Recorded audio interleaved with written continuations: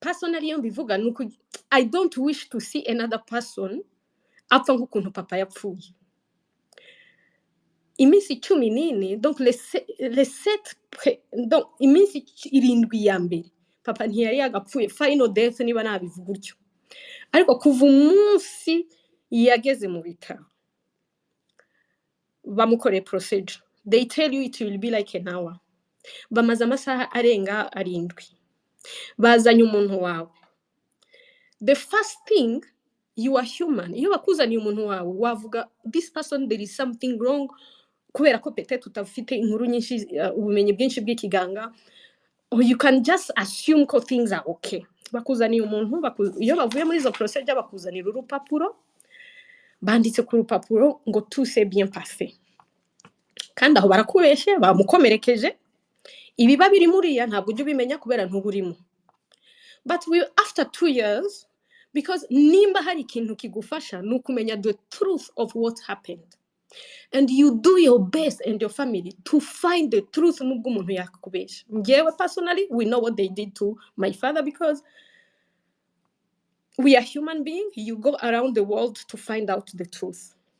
So baguhaye urupapuro rwa mbere nukuvuga hagize kuba malpractice, hagize kuba bakuzaniye urupapuro babeshe ko ibintu byose byagenze neza, niho wibaza ukavuga none se umuntu niba mwamukomerekeje ko twese twakora amakosa mu kazi ko turi abantu, we are human being, ese uwo muntu ahubwo ntiwamujyana muri soins intensive ukamufa ko no Sylvie hano hari abantu 400 reka kuvuga ngo ni what happened exactly, ndabizi biragoye kubisubiramo ariko ndagira ngo what happened exactly byagenze biti.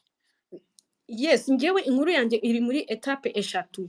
Iya mbere uko papa apfa, iya kabiri papa maze gupfa mbere uko tumushingura batwima umurambo, iya nyuma ni intimidation. It's now 2 years where I'm being intimidated every day. So ndi muri etape ya mbere. Iya mbere ifite nk'ibice nka 5 no kuvuga umuntu wawe baramukomerekeje ari byo bakwita malpractice or whatever if I may misuse the word, ariko baramukomerekeje nge nabyita utyo in a term which is not kiganga because I'm not umuganga. Baraje ntibakubwiye ukuri, hari umuntu wigeze avuga nta hantu kwisi hataba ibibazo, ariko se how do you deal with the family, how do you deal with the patient? Ese ntibazi ko iyo umuntu wawe agiye gupfa the only thing you need is even to talk to that person. Kuki bataza bakakubwira ngo umuntu twamukomerekeje, uyu muntu nta masaha afite yo kubaho, if there is anything you want to know from this person mubimenye. Ese bumva ko that step itself can't heal you, barabiguhishe baguhaye umuntu noneho aho gira banaceceke babyanditse no ku rupapuro ngo tout s'est bien passé, ariko wareba umuntu bakugaruriye ukabona ko something is wrong. Noneho niho naringeze DCTV Rwanda. No way. Na ibitaro bya Faisal biranzi Dr. David niho mukurikiranye kubwo nkambwira ko umwana wanjye atazarenza ukwezi ariho. Babarira umvige isubizo cy'umuganga.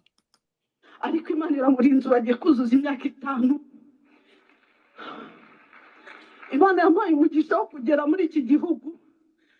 DCTV Rwanda. Ubuzima bukomeye najyaga Faisal, ariko naremenza mu mujyi uhenze kugira ngo nkurikirane ubuzima bw'umwana wanjye. Muvuriza ku bitaro bikomeye bya Children National Washington, nabo bambwiye ko ubwonko bwe bwaboze kuva ku munsi wa mbere avuka kugeza ku mezi 7. Ntabwo yicara, navuga, ntareba, nta muvoma n'imwe. Nagiye kurega mu rukiko rwa Gasabo, urubanza barurya mbireba kandi ibimenyetso bigaragara, bagahakana ko batishije sonde kandi sonde bayambika ugiye kubagwa. Nyakubahwa narajuriye nubwo ndaha, ariko ubushobozi bwanjye ntabwo bwabinyemereraga. Uvuga rimwe bigatungana kandi ikibazo winjiye muragikemura. Nshaka ko kuri kugaragara byanteye igikomere cyo kumva ko mu bushobozi buke mfite ngomba gufasha abana babana n'ubumuga nk'ubu ngubu. Mu karere ka Gicumbi mfite abana bagera kuri 12 mfasha mu mafaranga make nshobora kubona. Nibuka ko kurya umusokoro hari icyo wabafasha nkabohereza mu mushahara wose nabona kugira ngo babone pampa abana babana n'ubumuga. Ababyeyi tubatwara hahamutse nta kiza tubona mu maso yacu, harimo abo bita ba mama debile.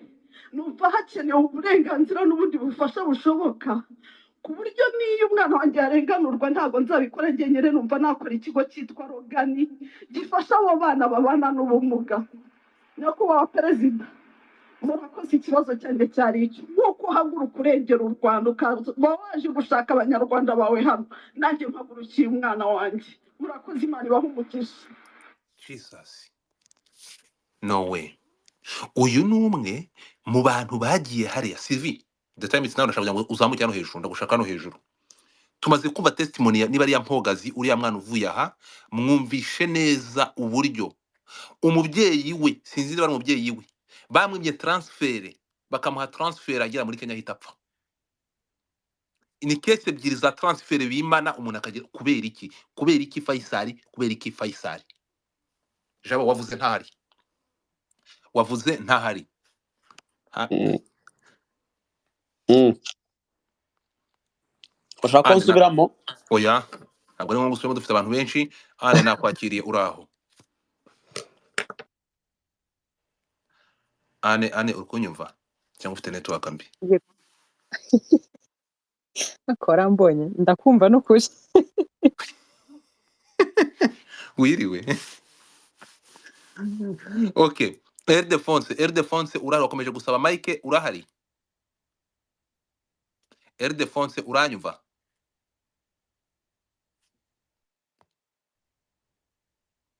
Adriano, niba ari Adriano nawe wamanutse, na Erdefonse kankumanure. So tukiri aha ngaha rero, ntabwo tuza kunyura iruhande. Faisal service nimbi. Faisal nibisubireho. Faisal imikorere cyangwa abantu barinubira service muha abakiriya babagana. Service za Faisal nimbi.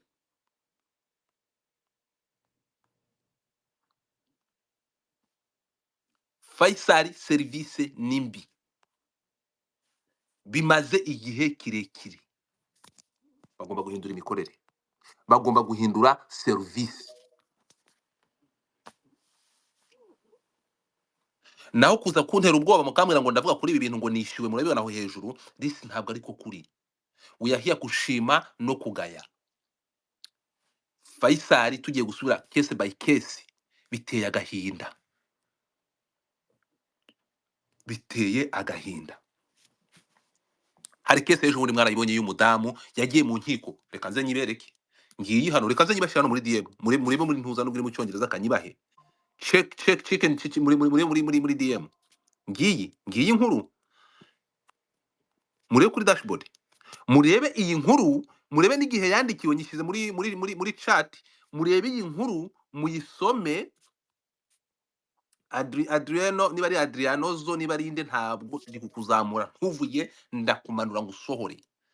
So murebe muri chat, murebe hano hejuru muri chat, kanyishyano kuri dashboard musome, abasoma icyongereza. You can read now, you can read this message. Murebe iyi ni inkuru. Faisal ni byinshi, case bazanye case by case, ariko kubera ko ibintu bidahinduka.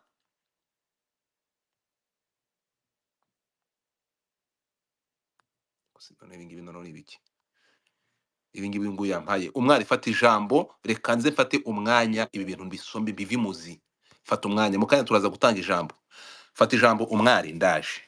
Oui, muraho neza. Actually igihe kinashaka kuvugana akantu gato nuko erreur medicale zibaho ahantu hose, ni Burayi n'ahantu hose birahaba. Ahubwo ikibazo gihe mfite nuko abo gukora erreur batabyemera, kuko numvaga ariko gahinda kuriya mu mama nuko bagomba kubyemera ko bakoze amakosa. Ariko sometimes wenda sinzi ko mu Rwanda, ariko nka hano iwacu iyo babyemeye hari amafaranga y'indishyi y'akababaro bishyura umurwayi, ugasanga nibyo wenda babanza kurwana nabyo kugira ngo batayishyura.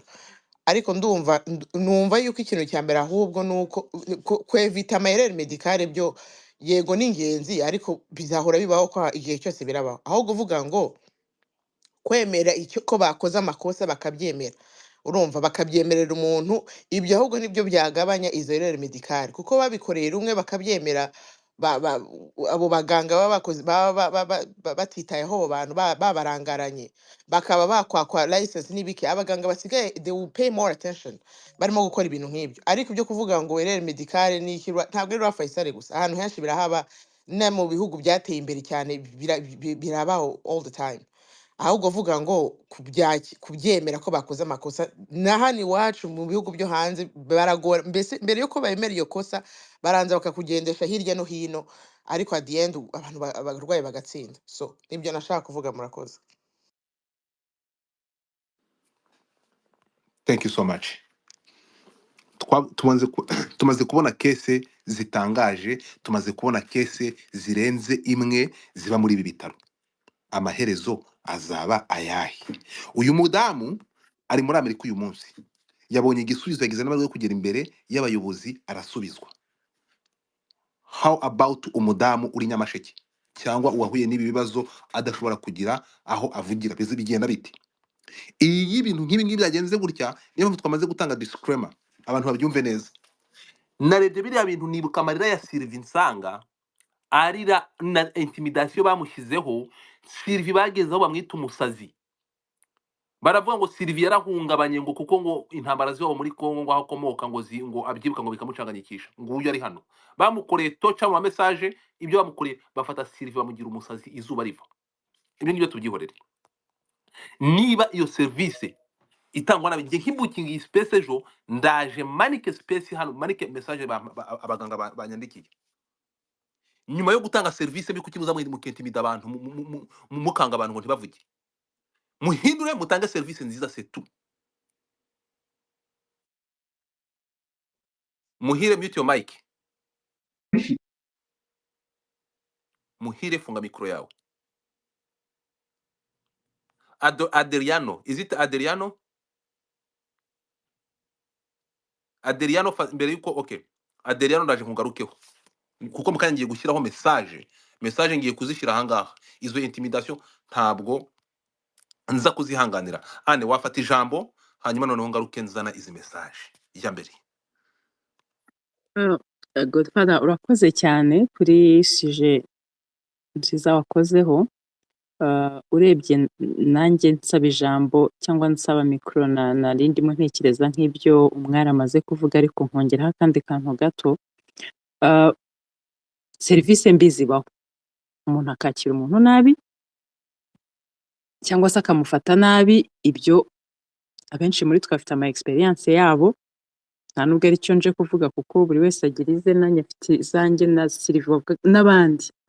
Ariko ngiye nkanavuga nti hari ukwakira umuntu nabi nk'umukozi, wowe nkanjye ngiyewe aho nkora nkaba nakora ikosa ariko ntibyitirirwa ibitaro.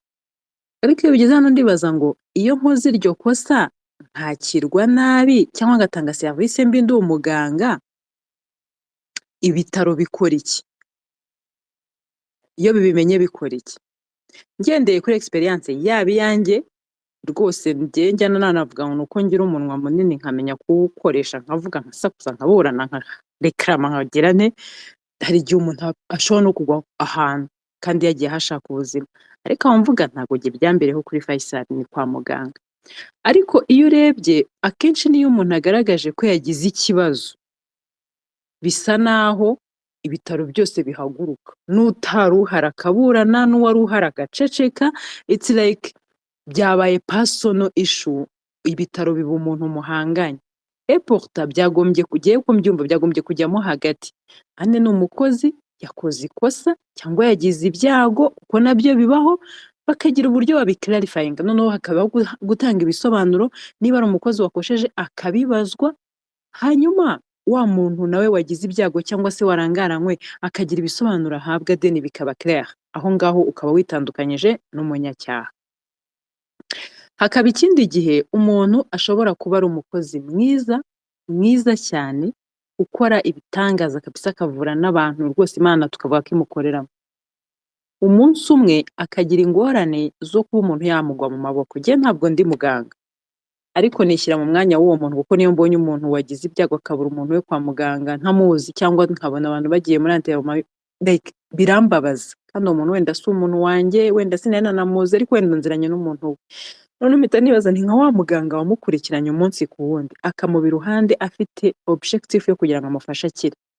Uwo muntu yagize ingorane akamucika, kuko si Imana bibaho, mpita nibaza shock uriya muntu arimo. Nawe arababaye, yego si we nyiri umuntu, ariko ntekereza ko niba yarakoze ibyo agomba gukora byose, nk'umuntu wari ukeneye kuramira amagara y'umuntu akamucika, mpamya ko nawe ari mu gahinda nk'uko nanjye mbona wa muntu wagize ibyago nkumva anteye impuhwe. Wa muganga nawe ubwo ari mu gahinda, afite ikibazo nawe ubwe mu buryo buri mental, uko wenda kuri we numva ari nkanjye ubikora naba nafeilinze, kabone nubwo nabanzi ko nyine bibaho ko bibaho. Ariko noneho ntihabeho gusobanurira wa murwayi ngo yumve icyabaye anabone ko biri normal. Ntabwo wenda ari byiza ko byakubayeho, ni ibyago byabaye, ntako tutagize nawe wabibonye, hanyuma umuntu yaducitse mukamufasha, kandi kuko ari muri shock natanabyumva umuha umwanya, ntumushinje, ntumwereke ko like n'agasuzuguro. Hari aho njya mbona nkabona birarenze. Iyo nindi n'urundi rugero rwa kabiri. Hari urugero rwa mbere rw'umuntu warangaye, ibitaro bikwiye kwitandukanya n'uwo muntu mu gihe yaba yarangaye kuko bikagaragara. Hari urugero rwa kabiri rw'umuntu wakoze uko ashoboye akagerageza, ariko umuntu akamucika kandi ntako atagize. Njye niyo urwaje umuntu wawe bakamwitaho uko bishoboka kose akanga akagenda, usigara uvuga wenda hari abataragira ibyago kwa muganga ariko bamwe byatubayeho, usigara uvuga uti ibyo byose nubwo ntacyo ntahanye cyangwa se wenda umuntu wanjye adakize, ariko kame uyu muntu ntako atagize, nyine byari kuba ntacyo yari kubikoraho. Iyo ni inshuro ya kabiri. Hakaba communication, umuntu akabona amakuru. Hakaba rero indi nshuro ya gatatu, njya nyoberwa uwo nyishinja. Uriya mubyeyi mu bintu bye yasobanuye yaravuze ngo kuko hari umuganga umwe, maybe ushobora gusanga atarafite n'umuntu umufasha ngo amube hafi uko byari bikwiye. Yavuze ngo yasobanuye ikibazo cye aragaza ngo kuko hari umuntu umwe, nakomeje guhamagara kuko hari umuntu umwe, mpita nibaza uwo muntu umwe ukuntu yari amerewe ku bantu batabaza ari 5 cyangwa 10 bibaho. Ubuke bw'abaganga, akazi kenshi bagira, amasaha menshi bakora, ibyo byose ntabwo kigekira ko bishobora gutuma bica akazi. Ariko ubwo iyo bibaye bigasangwa ikosa si ry'uwo muntu kuko we ntiyari kwicamo ibice 5, maybe yari arimo afasha undi muntu, ikosa ribazwa. Now ntanze ingero 3 buri wese ashobora gushyiraho ize zikaba nyinshi. Turafata izi ngero zose: umuntu warangaye, umuntu wakoze ibyo yagombaga gukora bikanga, umuntu warangaye ubuzima bw'umuntu bukamucika, wakoze ibyo yagombaga gukora umuntu akanga akamucika. Ubu ikibazo kiri kuri system ubwayo giteza ko wa muntu nawe ashobora kugucika. Ibyo bintu uko ari 3 turi kubifata tukabishyira mu gatebo kamwe. Muri abo bose umuntu mbabaje n'uwoye, ni wa wundi wakoze ibyo agomba gukora akabikora neza, uyu munsi ubuzima bw'umuntu ukamucika cyangwa akagira ikibazo, none akaba arimo abarwa mu bantu atanga serivisi mbi. Rero nkavuga nti reka tubivangure. Ninza gutanga témoignage ngaragaze ko either habaye nabuze unyitaho, nageze kwa muganga nanjye gushaka ubuzima, mbura umuntu unyitaho, bambwira ko nta bakozi bahari. Nabyo bibaho. Uramubyeyi avuga ngo hari umuntu mu ikintu nacyumvise. Témoignage yarambabaje, nararize nkakamana, ukishyira umwanya nk'umubyeyi ukabona umwana tusa. Ariko hari n'abaganga ngiye ntekereza, sinzi, hari umubyeyi twigeze kuganira mu minsi yashize, ambwe ukuntu yagiye kwa muganga, muganga ngaramusuzuma ngaramubwira ngo urabizi ngo wowe rero ngo inda yawe ngo yavuyemo, yari atwite, inda yawe ngo yavuyemo, amuha n'imiti yayo barayizi abayizi, sindi buyamamaze, arayimuha, arataha arayifata. Hashize ibyumweru 2 agiye kumva yumva mu nda afite akantu sinzi ukuntu ameze, ajya kwa muganga ku handi, baramubwira ati wenda yawe ntigeze ivamo, n'umwana wawe arimo rwose umutima uratera nguyu, amaze 2 semaines yanyweye imiti iri buze kumufasha ngo kuvana ibindi byose byaba byasigaye mu nda ko bivamo. Ariko Imana kuko ari agatangaza, uyu munsi umwana afite imyaka 2, wenda ntituzashobora kuzagira ikibazo cyangwa 2 n'igice gutyo. So ariko nkibaza ngo nk'uwo muganga ntiyari busy, n'amarise yari busy ateshwe, ati ahubwo nabonaga umuntu urangaye ari muri telefone tusa. Nuvuga ngo hari amakesi menshi abantu babona, hakaba ibiterwa n'umuntu ku giti cye, hakaba ibiterwa na system uko iteye, hakaba n'ibiterwa wenda n'ibyago bibaho nk'uko nawe wakora icyo ugomba gukora byanze bikunze ukagira ibyago.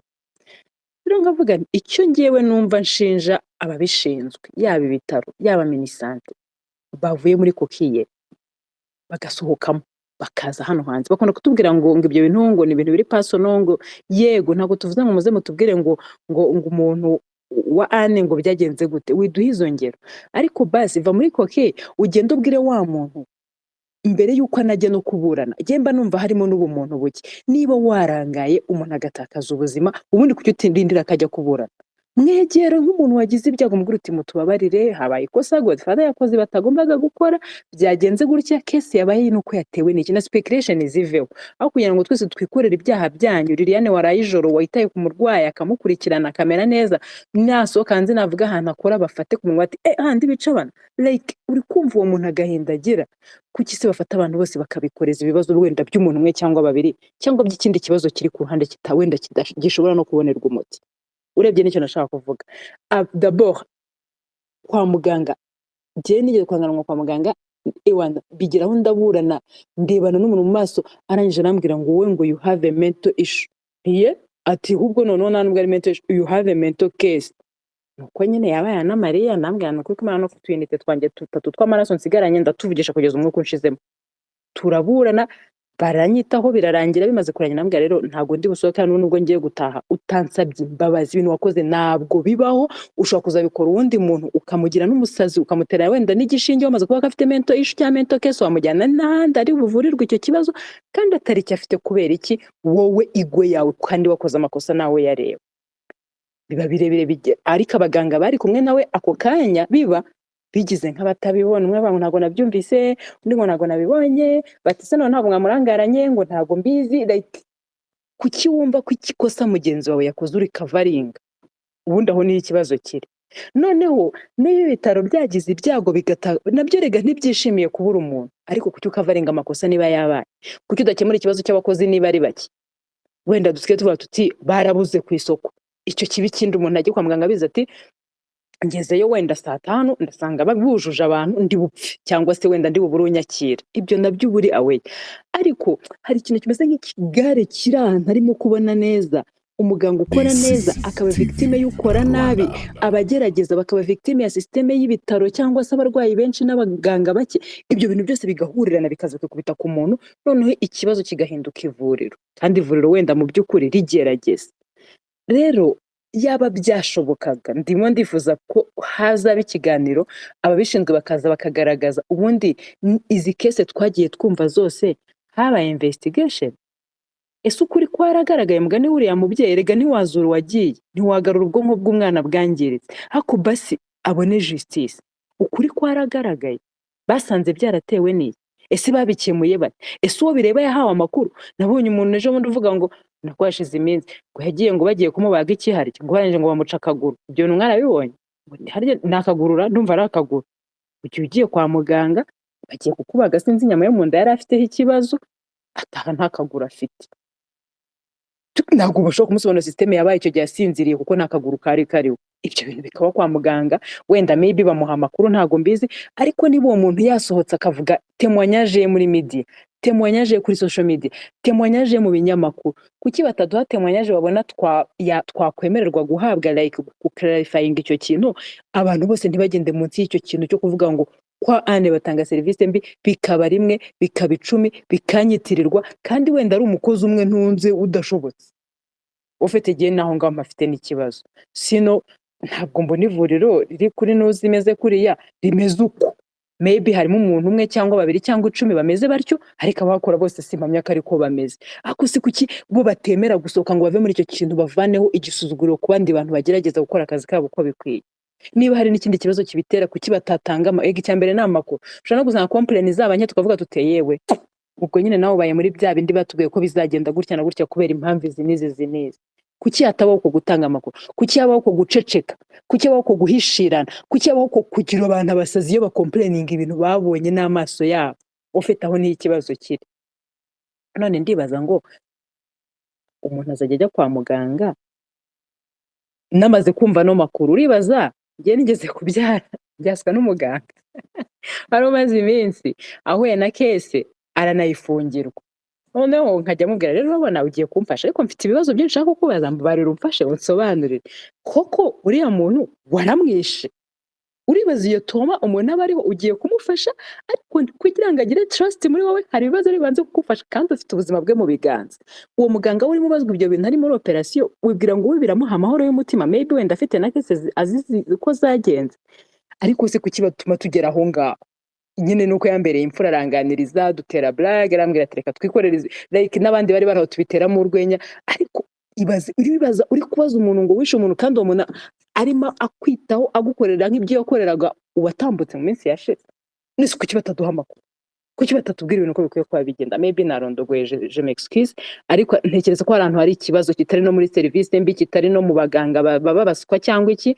Ikindi, niba uri umuganga w'umuhanga ukora neza, navuze mbona kare hari abantu babivuga, it's good and well, uri umuntu mwiza wubahwe, ariko wibwira rega nuri Imana ushobora kwibeshya, ushobora no kugira ibyago.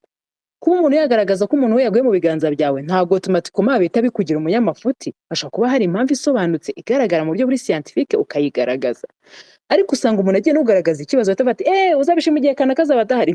No, n'ubundi ntabwo ari faveur, ntabwo agakora ku kazi nk'umuvolontaire, yarabikunda maybe, arabihemberwa maybe, simbizi, ariko mu gihe ubikora wibwira ngo kuko uri umuhanga, kuko urenze ntushobora gukora erreur mu buzima. Ako kantu kakayigona ko kakavaho, nkuko nshobora kwitapa mu buryo bumwe n'undi agakosa mu bundi buryo, no kwa muganga wakosa hakagira uburyo nabyo byoriyantwa bigasobanurwa. Bref, wenda nanarondogoye nicyo nashaka kugaragaza, ariko muri rusange twe gufata abantu bose ngo tubabumbire hamwe. Nintanga témoignage ngaragaze maybe uko nabonye case ishobora kuba atari nakwiri, ariko uko nayibonye, ariko twe kubyitirira abantu bose. Ugenda kwishyira, hari umuganga ejo twaganira arambwira ati ntabwo uza agahinda ngira iyo ndimo mbona ibitutsi, ibibazo badushyiraho, amakosa yose badutwerera, kandi nge ndagerageza. Yego hari n'abandi bakora ibi, ariko kuki ngiye niyumva muri abo bantu? Ntise kuki nyine wiyumva ati kubera ko baravuga ivuriro ryanjye naho nzi presenta ko mpakora, abantu bose atavuga ati hahandi mugira gutya. So kuki dutuma abantu se abo bantu badufashiriza ubuzima batwitaho nabo baba frustré kuri urwo rwego? Sinzi igikwiye gukorwa, ariko ababishinzwe bakwiye kugira ikintu bakora, hakagira ibintu biba bitanga umucyo. Noneho ikibazo kijya kiba kikabazwa umuntu personally, ntibibazwe institution yose, like institution yose ifite icyo kibazo. Kandi hari abeza, hari ababi, hari abashoboye, sinzi niba hari n'abadashoboye, ntabwo mbizi, ariko ibyo byose bikaba clair. Voilà, merci. Urakoze cyane Anne Marie. Njye hari utubazo twinshi, urumva wowe uravuze ngo ntibazajye ariko zitukwamo nkuru nyine. Niyo mpamvu none se Anne Marie, iyo ukora kuri televiziyo runaka ntabwo baguha amategeko ko ugomba kwitwara neza no mu buzima busanzwe kugira ngo utangize izina ry'amakuru hamwe b'abanyamakuru. Nuko ko biba bishoboka ko amakosa yawe ashobora kwangiza isura y'ikinyamakuru ukoresha. So biba bitandukanye rero. Nkeka ko sinzi muri wa Faisal niba habaho ikintu cyitwa review, umuntu wagiye kuyivuriza nyuma bakamubaza ati bakwakiriye neza, noneho bakareba ko bashobora kwikosora muri ibyo bintu. Simbizi abajyayo bambwira, cyangwa se akandi kantu kabazo k'amatsiko. Njye mbona kugeza igihe urwego rw'ubuvuzi rukoze reform. Ihanganisha Tina genda uje muri settings zawe wa updating Twitter yawe use nk'idownloading abundi bushya, nibwo uri busabe Mike bikunde. Hariho n'uri nabonye ngo ni Mary something like that, umumama nabonye witwa Mary. Umuntu wese ushaka kugusaba Mike, niba uri gusaba micro ntibikunde, updating Twitter ujyanda downloading ibintu byawe, wandikemo X wongere downloading bundi bushya, uyupdating. Nusanga iri open ubwo iraba ari network, nusanga ari update uyupdating mikoro rayizamura bikunde. So Tina bigenza uko uwayo Chris, genda uje muri settings use downloading bushya nani Twitter bundi bushya. Hara downloading niba ufite iPhone ubwo ni muri Apple Store, niba ufite Android ubwo ni muri Play Store. Downloading Twitter cyangwa wandikemo X downloading bundi bushya, nibwo uri busabe Mike bikunde. Twakomeza jabo, fata ijambo komeza. Hanyuma aba bazamutse hariho Anastaze irumva umarika ikiganza, Muhire umarika ikiganza, Jet umarika ikiganza kugira ngo mbashe kubaha Mike bitewe n'uko mwakurikiranye. Komeza. Yego nibyo navugaga, kugira ngo serivisi zigende neza, mugende munoza serivisi, hari ibyo bita review z'abantu babagana. Sinzi niba Faisal igibikora kugira ngo barebe noneho izi za review hari igihe ziba ari ziri tied ku muntu watanze serivisi, kugira ngo noneho wandi uzizana unatanga serivisi neza noneho hatagendera muri icyo kigare cy'abantu bose batanga serivisi mbi. Ariko ikibazo kiri mu buvuzi bwose. Urwego rw'ubuvuzi rugomba reform uko bakira abantu, uko babavura, uko abaganga ba accountable. Ikindi kandi mu gihe RIB ntaramenya umudokiteri medicine wo muri RIB wakurikirana ibi bintu, kubera ko abaganga barahishirana, bagomba kugira urundi rwego nka RIB. Najya gutanga ikirego nkamenya ngo RIB ne umuganga wo muri RIB ushinzwe ako kazi niwe uzajya akavuga ati muzane, bamuvuye gute, mwamwakiriye gute, bamuteye uruhe rushinge, babigenze bati urushinge akaba azi ngo rumera gutya, ruvura gutya, rugira izi ngaruka, wenda ntimwagomba kuba doze imeze gutya. Mu gihe hatari umuganga, niba muri RIB hatari umuganga w'umuganga ukurikirana abaganga bandi bakoze amakosa, still muzajya mugenda, abantu bazajya bagenda bahabwe serivisi mbi, abaganga bakavaringane. N'ibyo ngibyo mbese. Reka dukomeze. Urakoze rero, urakoze Jabo. Abantu mwazamutse muramanika ikiganza cyangwa amamanuri. Muhire, urahari cyangwa waje kwigaragaza?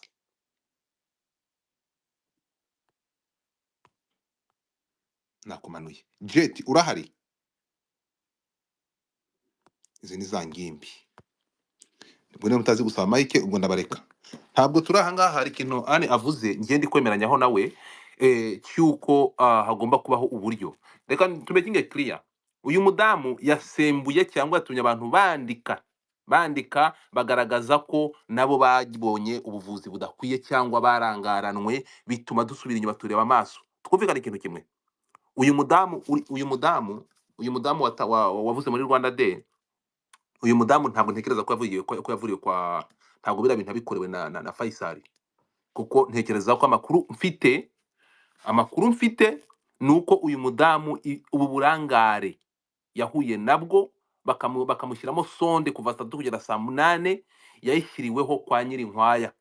Biravugwa, we are not sure. Urukunyumva? Tubyumvikane neza abantu babyumve.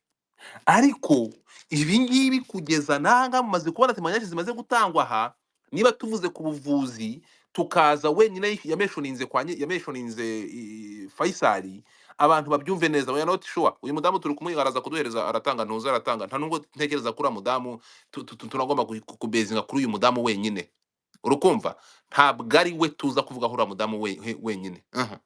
Turaza gufokasinga, turaza kuvuga kubyo tumaze iminsi tubona bigaragara, none tuvuga birakwiye. Uyu ni umuntu mwagiye muri media, ariko se what about these people badashobora kujya muri media? We bigenda biti? Bigenda gute? Iki kintu nimuza kura message abantu batangiye ngo dufata baguhaye ruswa ari kuribesha, nta kintu ushobora gukora ku bitaro. Ndinde ubu twabikora ku iki? Ntacyo. Ariko we have to say what is necessary being said kuri ibintu birakwiye. Urukunyumva? Ngiye nkibona ira video yahise inyibutsa ura mudamu yavuganye agahinda, arangije aravuga ati nkuko ugahagarara ukavugira cyangwa ukaba wavuye mu Rwanda ukaza urugendo rungana gutya kugira ngo uzudushaka abana bawe, uzudushake. Nanje mpagazanga ndi gushaka justice y'umwana wanjye waboze ubwonko kubera uburangare bw'abaganga. So the thing is, icyo tuvuga twebwe ntabwo turi aha ngaha ngo dutunge ngo tuvuge ngo bitaro bikora nabi. No, the thing is, icyo dushaka ni kimwe. Dukeneye ko cyangwa turasaba, turabizi ibisanzwe, ibintu bisanzwe biriho. None abantu muri komeza kunsiresa munyereka. So of course we are here as a citizen, turi kuganira nk'abaturage dukunda igihugu. When we speak this cyangwa turi kuvuga ibingibi, ndabazi abantu hano. No, so abantu muri kunyandikira, of course people must join bakanamenya that way turi aha ngaha. So icyo mvuga ni kimwe, ku bantu baza gutanga testimony cyangwa muzitanga turabyumva, n'abaganga barahari. Ariko ikintu kibabaza cyangwa kiba giteye n'umujinya, tumaze kureba kubera ko abaganga bentimida abarwayi cyangwa abarwaza. Sylvie bamugize umusazi. Ubu Sylvie n'umusazi ku mihanda hano. Nguyu animal ngo yaramubwiye ngo afite ikibazo cya trauma. So twumvikana ikintu kimwe, inshingano z'umuganga ni ukwita ku murwayi. hope uha umurwayi niyo ituma akira, ubundi umurwayi akira mbere y'uko unanamuvura bitewe n'ukuntu wamwitayeho cyangwa ukamwica ataranapfa. So imikorere twabonye mwaratsinzwe. Muzi kese y'ura mama waguye mu bitaro bya Faisal agasiga umwana w'uruhinja bitewe n'uburangare bw'umuganga. Bagiye mu rukiko, Faisal iratsindwa. Iyo ni example ya mbere. Hano bamaze kuduha ubuhamya by'uyu mwana, kubereka njye mfite ikibazo ndibaze Faisal ni kimwe gusa. Kubera iki mwanga gutanga transfer mukazitanga umuntu atakibasha gukira. Twabibonye kuri nyakwigendera papa wa Sylvie, tubyumvishe kuri uyu mwana uvuye ahangaha batanze transfer byamaze kuba too late, mugabashyira muri cost, bakagera bakodesha private jet akajya kujyana rero bamaze gushiramo umwuka. Barabasabye transfer mbere y'igihe murayimana. Gutanga transfer mu byangira iki? Tugaruke mu gasuzuguro no kurangarana abarwayi nkuko biri kuvugwa. Hano muri kuvuga ngo abaganga, umuganga mbere yuko ahabwa akazi, ibitaro bafite terms and condition, bafite amabwiriza y'abaganga. Mu buvuzi niho hantu haba amategeko akakaye yambura umuntu license ari umwuga yize imyaka myinshi. Dusubira inyuma, umuganga nibo abantu biga imyaka myinshi kurusha abandi mu buvuzi, ariko nibo bantu bafite amategeko akakaye, aho umuganga iyo agize uburangare agakora ikosa mu kazi bamwambura license akajya gushaka indi kariya y'ibindi akora. Ni ukugira ngo abaganga batarangara. Ariko nibo baganga dufite, abaganga bo muri Faisal nibo bantu bagira agasuzuguro, bakageraho bakorera harassment n'umurwaza. Ibintu bakoreye Sylvie hano bamukoreye tocha irenze. Abangaba ni abantu, Sylvie ni umu influencer, ni umuntu ufite ijwi n'akasamutwe, ni umu feminist, arazana akavuga. Uyu mudamu tubonye muri Amerika yagize ubwo bushobozi, ni umu intellectuel, yagize ubushobozi ahungishiriza umwana kujya kumuvuza muri Amerika, nubwo bamubwiye ko bidashoboka, mwarabyumvishe. What about kuri uyu mudamu cyangwa uyu murwayi wundi udashobora udashobora kumenya gukoresha social media, udashobora kwivugira, udashobora kuzamura ijwi? Dukeneye ko imikorere ihinduka. Muhereza abarwayi hano, my friend, ndaje mu kanya mbereke message hano, urebe abantu banyandikiye ukuntu bangana bati Godfather, tuguhereze message urebe. Nukubera iki umuntu asigaje Faisal bakavuga ataragiye ntabwo agaruka? This must change. Ni mwitunge mitoroshi, ibi bintu bihinduke. Turabizera muri bitaro, mu saving ubuzima bw'abantu benshi, but this weakness ibyo muri gukora ntabwo bikwiye. Reka dufate ijambo dukomeze. Ane wafata ijambo tukurikizaho Fafa.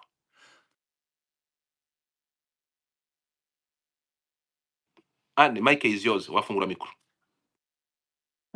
Godfather, sorry, hari umuntu umpamagaye ndumva ashobora kuba afite ikibazo. Sorry, mushobora gukomeza n'abandi. Okay, nta kibazo. Fafa, ijambere. hari akantu gato nari nshaka kuvugaho kariya nyine ko kubwira nabi ko abaganga kutamenya kuvuga muri make. So njyanye ndabyibuka njya kubyara bwa mbere, umwana wa mbere namubyariye nyine mu Rwanda, sibyo? Nari mfite imyaka 19, ariko barambwiye nyine ngo nugenda usakuza nyine like nuba uri gusakuza kwa kundi nyine umuntu igise cyo kiri kumurya, nusakuza ntago bari bukwiteho, ariko nuceceka barakwitaho. Ni izina ry'Imana kuko niko byagenze. Naragiye abandi badamu nyine uko basakuzaga nyine uko barebwaga bagasakuza ntago babitaye, ariko ngiye kuko nyine nari mfite ubwo buribwe kandi mvuga ngo ntago bari buze kunyitaho. Mva naragenda funga koko umwuka ndawufunga. Abaganga bane bose baraza no kuri Imana banjyaho pe, baramfasha banyitaho kuko ntari kuvuga, narahumaga gusa nyine nkajya umwuka ngufunga nongera ngusohorera mu mazuru, nyine ntataka ngo mvuze induru ngo ntakuze nk'abandi badamu. Baraza pe bari nge bitaho. So niba umugani kuba umuntu yavuga ngo ari kubabara cyangwa ari kugira gutya bari bwo bamwitaho, aho ari bwo bamubwira amagambo meza, kuko amagambo babwiraga abadamu bandi iruhande ndayibuka rwose. Barabwiraga bati umwana ungana ngutya w'imyaka iyi muri aho ngaho murimo murasakuza waracecetse, ariko mwe mwabwejaguye mwajye mumenye kwifata, mwajye mumenye bababwira amagambo mabi pe. So nyine bige kubwirane, kujya babwira neza abakiriya babo, aba patients bajye bagira nyine ni kera ariko baranamfashe nge naragejeje kwihangana nicyo urakoze cyane, nagira mvuge. thank you so much. Reka dukomeze. The thing is, ngewe niba turi ahangaha ndongera mbikoreho mbigire kuko dufite abantu hano baba negativist bahita bafata ibingibi byose bakabigira national problem. Reka mbabwire ngo ntabwo ariko bimeze. Twe tunenga dukunda igihugu mwabyohemwe, ntabwo twe turi ahangaha kugira ndabizi baragenda bagafata negativity byose mukagenda n'imiyobere. Niyo mpamvu nyabwira aba bantu mujye muceceka, tuzajya dushima twishimire kandi tuninengere ibi ngibi turabivuga gutya kuko ntabwo turi kubivuga kuko no, abantu bagomba kumenya ibi bintu. Byabereye nabonye biri gukora negativity ngo umuntu ngo yavuze ngo ntabwo wamushubije. Uriya mubyeyi yashubijwe kuba yageze imbere ya his excellence, yashubijwe kandi we proud, ariko nta nubwo rero turi buze kugarukaho ibi ngibi byatumye abantu basubiza amaso nibi ngibi byarabaye. Nakoze tweet, mugende murebe tweet yakurikiwe, ntegeza ko mu munsi umwe yamaze kugira hafi 110 birenga by'abantu bahise bayicekinga. So the thing is, icyo tuvuga ni iki ngiki, iyi space ikintu cyantangaje no kurusha ibindi cyatumye na kamere izamuka ni uburyo Sylvie, uburyo bamwintimize bakamugira umusazi, nibyo byakorewe niwe mwiza animal amaze kuvuga ko yagiye. Ni gute wowe ushinzwe kwita ku muntu, kumwitaho nk'umuganga, umugira umusazi kandi ari muzima? Is it fair? So ni byinshi gusa icyo turi kuvuga twebwe turavuga ngo nimwisubireho mutange service nkuko bikwiye. Turabafatanya bikorwa mutadufite mudafite abo babagana, ntabwo ibyo bitaro byabaho. Nimutange service nkuko bikwiye, harimo ibintu bikabije. Sylvie, ndabona wazamutse. Mbere yuko ngufatira amazina akiri, Tina urahari? Do you have something to say? Yego ndahari. Fata ijambo hanyuma uwihanganye Jean d'amour ahita kurikiraho. Sylvie ndagufata nyuma kuko I know you have something to say. Ndabizi uri muri ba victim babuze umubyeyi, urongera udusubiriremo imva n'imvano yo kugira ngo umubyeyi wawe abore bamukwime bagiye no bamukwima ngo uje kumushingura. Ibintu byaravuzwe twarakurikiye, impapuro zirahari. Yasabye transfer mu umubyeyi wanjye nge tumumuhe transfer. Hano hari umwana bita Mpogaza avuye aha. Kuki mwimana transfer umuntu akabura ubuzima? Kuki Faisal kugeza aya masaha isigaye umuntu ajya kwivuriza Faisal bataragiye ntagaruka? Ntabwo bibatera isoni? Muhindure imikorere. Twafata ijambo Tina. Godfather murakoze. Njyewe ikintu cya mbere nabivugaho ni ukuvuga ngo niba habaho n'ubwo burangare abaganga bagakwiye kwikosora, cyangwa se nanone ibitaro cyangwa n'abayobozi b'ibitaro runaka babasha guhereza abaganga akazi, bakabanza bakareba ese uyu muntu afite experience ingana iki muri ibi bintu aje gukoramo, muri departement yaba aje gukoramo hano. Niba ari ukubaga bamenye ngo se afite uburambe bungana iki mu kubaga abantu cyangwa se mu gutera ikinya, gutyo babikurikirane neza bamenye amakuru, kuko birazwi ko ahantu hose habaho connection, haba mu mirimo igiye itandukanye mu nzego zose zigiye zitandukanye, hagenda habamo kuvuga ngo ikimenyane mu bintu byose. Ariko mu kazi cyangwa se mu bintu bijyanye n'ubuzima bw'umuntu, ntabwo ubuzima bw'umuntu bwagakwiye kubaho ikintu nk'icyo ngicyo cyo kuba cyavuga ngo haragenderwaho runaka ngo ari uhabwa akazi kuko azwi cyangwa se hari umuntu wamuhesheje akazi. Ntabwo biba byiza gukinira ku buzima bw'umuntu, bajye bareba ngo umuntu uje gukora muri ibi bintu, muri serivisi zijyanye n'ubuzima bw'umuntu, ese arabikwiriye cyangwa bifitemo n'uburambe. Ikindi cya kabiri, hagakwiye kujya habaho ubutabera ahantu hose.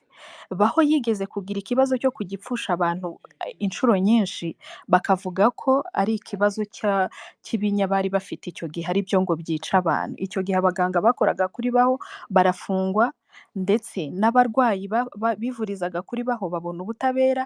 Icyo gihe no kuri Baho haza gufungwa, Baho imara igihe idakora. Hanyuma abandi bose bagira icyo kibazo nk'icyo ngicyo ku barwayi, ibitaro byabo birakomeza bigakora kubera ko ubutabera buboneka hamwe, ahandi ntibuboneke, kandi ubuzima bw'abantu burangana. Nta muntu ugira ubuzima ngo ni uko akomeye cyangwa undi aciriritse. Ubuzima bw'umuntu iteka ryose buhora ari ubw'igiciro kinini, kuko ntago wabona ikibugura. Rero niba bivuzwe ngo ahangaha hari ibibazo ibi n'ibi, nibareke kwikoma umuntu ngo wahawe ruswa, ngo baragira ngo babifunge, ngo ntibizafungwa. N'ibindi byagize ikibazo byarafunzwe. Ubutabera ku barwayi cyangwa se no ku buzima bw'umuntu bugaragare buboneke, ukurikirana umurwayi kandi nawe amwiteho bikwiriye, mu gihe bitanashobotse bitanakunze umurwayi yareklama yumvwe, kuko ubuzima bw'umuntu burababaza ndetse no kubura umuntu wawe birababaza. Niba umurwaza avuze umuganga namwumve, niba umurwayi avuze nawe nibamwumve, bareke kumuzinzikiranya ngo bamuheze iyo ngiyo aceceke kandi ubuzima bwe butari bugaruke cyangwa se buri kugenda bukendera. Sawa, murakoze, njye nicyo nagiraga ngo mvugeho. urakoze cyane. Twihuta, ndabona undi yamanutse. Sylvie, fata ijambo. Hi, Godfather. Hi, everyone. Hi, how are you doing? So, first, njyewe comment zanjye zirafocusinga to give time and love and all sympathy kuri uriya mugore wavuze. Mu by'ukuri iyo bavuze umuntu kubora, iyo utaboze ntabwo wabyumva. Cyangwa iyo umuntu wawe yaboze ubireba, ndatekereza ko nta muntu wabyumva. Take heart, gerageza ukomere. Kamera CV. Kubora biravuga, hari ikiba cyabaye cyaturutse kwa muganga cyangwa kitaturutse kuri muganga, ariko ko habaye kubora. Ngira ngo abantu benshi baranga bagomba kuba bazi kubora niki. Ni igihe organe runaka itangiye kwidekompoza. So, njyewe sinashakaga no kuvuga kubera ko kuva uriya mugore avuga, naravuze kuko nari mfite gahunda yo kujya muri Rwanda Day kuki ntagiyeyo, because I felt she's the only person on this earth utari wo muri famille yanjye twaganira mbese tukaba kuri même longueur d'onde. Naho Godfather, ibintu by'abantu kungira umusazi byo nta kibazo. Ngira ngo hari n'umuntu nashubije kuri Twitter ngo heureux ceux qui deviennent fous ou folles comme moi. Nta kibazo, numva kuba wasara nyuma y'ibintu ngewe naciyemo, kubera ko buri muntu ari unique, afite ukwe. Ngewe ndavuga ngewe, iyo mvuze ngewe ni ngewe n'umuryango wanjye, cyangwa papa wanjye kuba yasara aho ari amaze imyaka 2 amaze gupfa, ntabwo byaba ari igitangaza. So ngira ngo ngewe histoire ya papa ndayivuga, kandi kuba banyentimida ntabwo bizatuma ntayivuga. Ndetse umuntu avuga ari muzima, burya n'abapfuye baravuga. So hari ibintu byinshi abantu bagiye bavuga, peut-être ntangirire ku bya Anne. Hari ukuba wavuga ko twese turakora akazi ahantu, wakora ikosa nk'umuntu, of course sometimes n'abandi bakaba punished kandi mu by'ukuri ari wowe warikoze nk'umuntu. Iyo abantu quand même bavuze ko ikosa ryasangiwe, ntabwo bari abasazi, kubera ko mu bitaro kuruta ahandi hose, ngenda tekereza ko kenshi akazi nakoraga ntikadepandaga cyane cyane ku wundi kuba karangira. Ariko kenshi mu bitaro ntabwo umuntu avura ari wenyine. Iyo ari umuganga w'inzobere avura afite aho nakwita maybe the team, aba nurses, mbese team bari ndende, hierarchy bari ndende, ku buryo mu by'ukuri kugira ngo umuntu uri mu bitaro apfe kubera umuntu umwe, bose navuga ko bidashoboka, ariko nabyo birashoboka. Kubera umuntu umwe yakora ikosa, undi akagerageza kurikosora, nubwo wa muntu yapfa agapfa hari umuntu uri kurikosora. Ngewe ni ibintu ntabonye, ntabwo ndi njyenyine. This two journey of abuse has helped me. Mbese no mu bintu bigufasha gukira, ni igihe hari abantu baza toward you bakavuga ko histoire uvuga imeze nk'iyanjye. Bamwe bakakubaza ese wabonye ubutabera, nanjye njya kubushaka. Abandi bakavuga ko dushaka kukubona, and you feel yourself you have pain, and what ni biki wakora se ngufasha undi muntu uri guca mu bintu nk'ibyawe, ukavuga no merci, ndumva ntashobora ko tutashobora kubona. Ngewe abuse za papa navuga ko zabaye mu minsi 14, ariko kugera n'ubu nyuma y'imyaka 2 I'm still being abused, being intimidated. Mbese yakaba atari kuba umuntu yihangana akihagarara, kiba nanjye narapfuye ahari.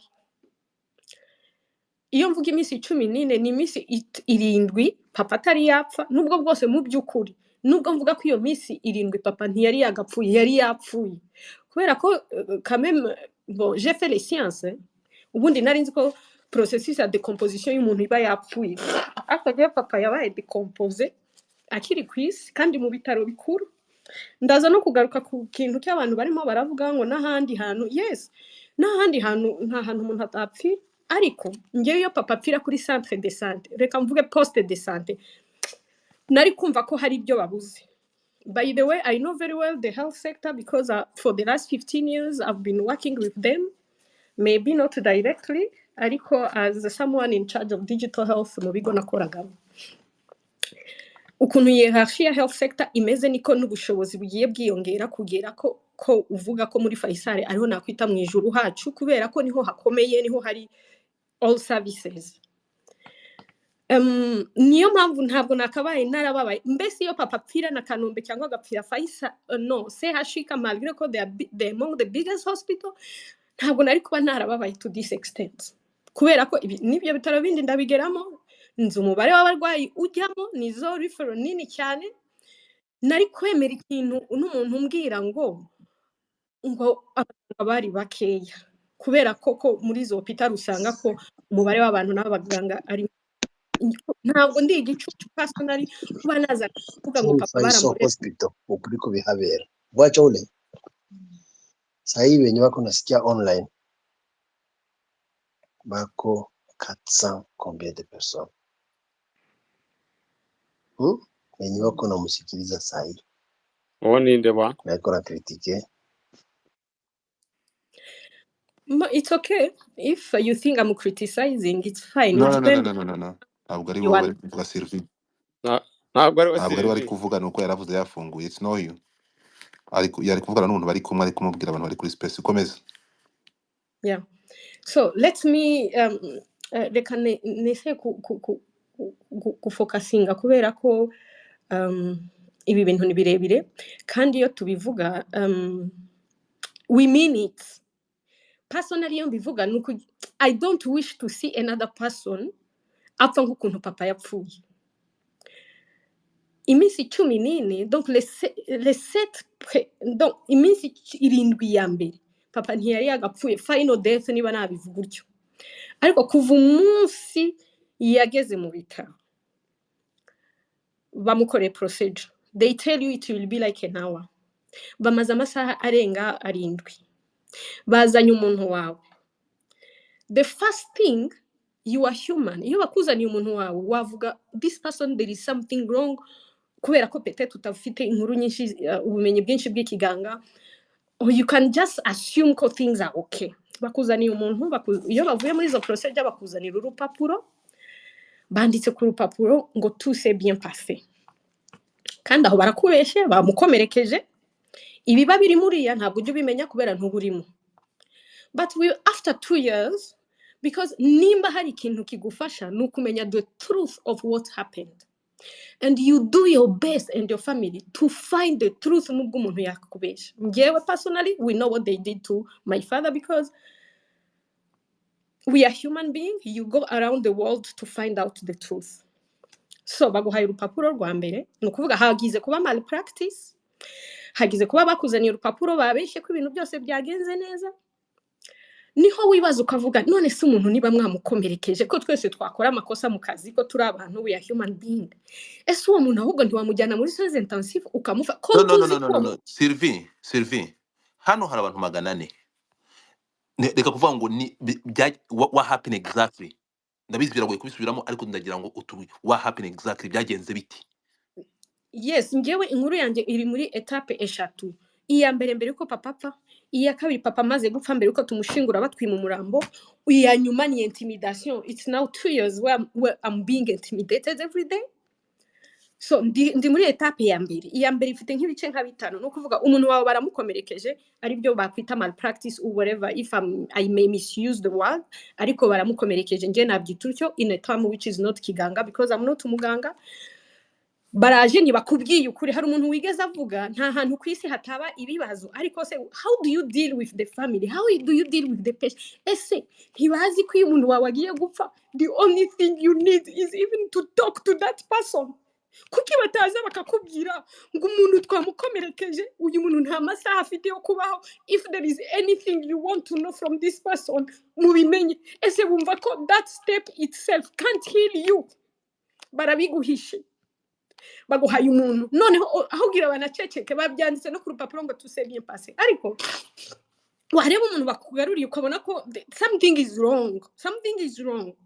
Noneho niho naringeze warumpagaritse cyangwa ushubije inyuma, nukubera ko ako kanya iyo bakubeshye bara disappearinga ukababura mu bitaro binini. Ngewe on my dad they disappeared, you know, wari uri nko muri desert cyangwa muri hiver ahantu abantu batajya hanze mu mbeho, bamara kudisappear bakakuneglige nyine. Uyu muntu twamukomerekeje ahubwo reka duhunge gakeya kubera twasanga yapfuye. And by the way, ibi bintu byose ndi kubabwira muhamagaye abantu 5 cyangwa 10 bakiye muri ibi bibazo, the pattern is the same. Baraguhunga neza, they disappear. Bamara kudisappearinga rero, you stay like in a vacuum. You are asking yourself, what should I do? Uyu muntu papa kwere yatangiye kuruka amaraso, atangira kwituma amaraso. Definitely if someone is vomiting blood, it means that blood is coming from somewhere, unless you tell me this. Je ne sais pas. Sinzi kubera ko buri munsi iyo nibutse histoire ya papa nibuka ko umwana wanje atinya amaraso cyane. Deja même inane yikataga kantu kamwe akaza ari kwiruka, nkavuga ese aba bantu babonaga ko turi ibicucu ku buryo tubona ko aya maraso, is it normal someone to vomit blood, for God's sake? Anyway, ukabona ko bagufashe igicucu.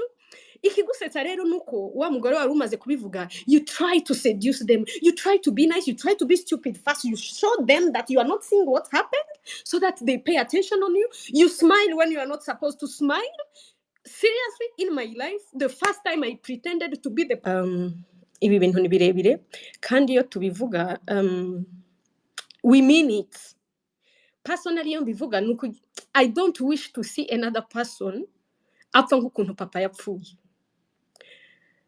Iminsi 14, donc les 7 donc iminsi 7 ya mbere papa ntiyari yagapfuye, final death niba nabivuga gutyo. Ariko kuva umunsi yageze mu bitaro bamukore procedure, they tell you it will be like an hour. Bamaze amasaha arenga 7 bazanye umuntu wawe. The first thing, you are human. Iyo bakuzaniye umuntu wawe wavuga this person there is something wrong, kubera ko peut-être utafite inkuru nyinshi ubumenyi bwinshi bw'ikiganga, or you can just assume ko things are okay. Bakuzaniye umuntu iyo bavuye muri zo procedure bakuzanira urupapuro, banditse ku rupapuro ngo tout s'est bien passé.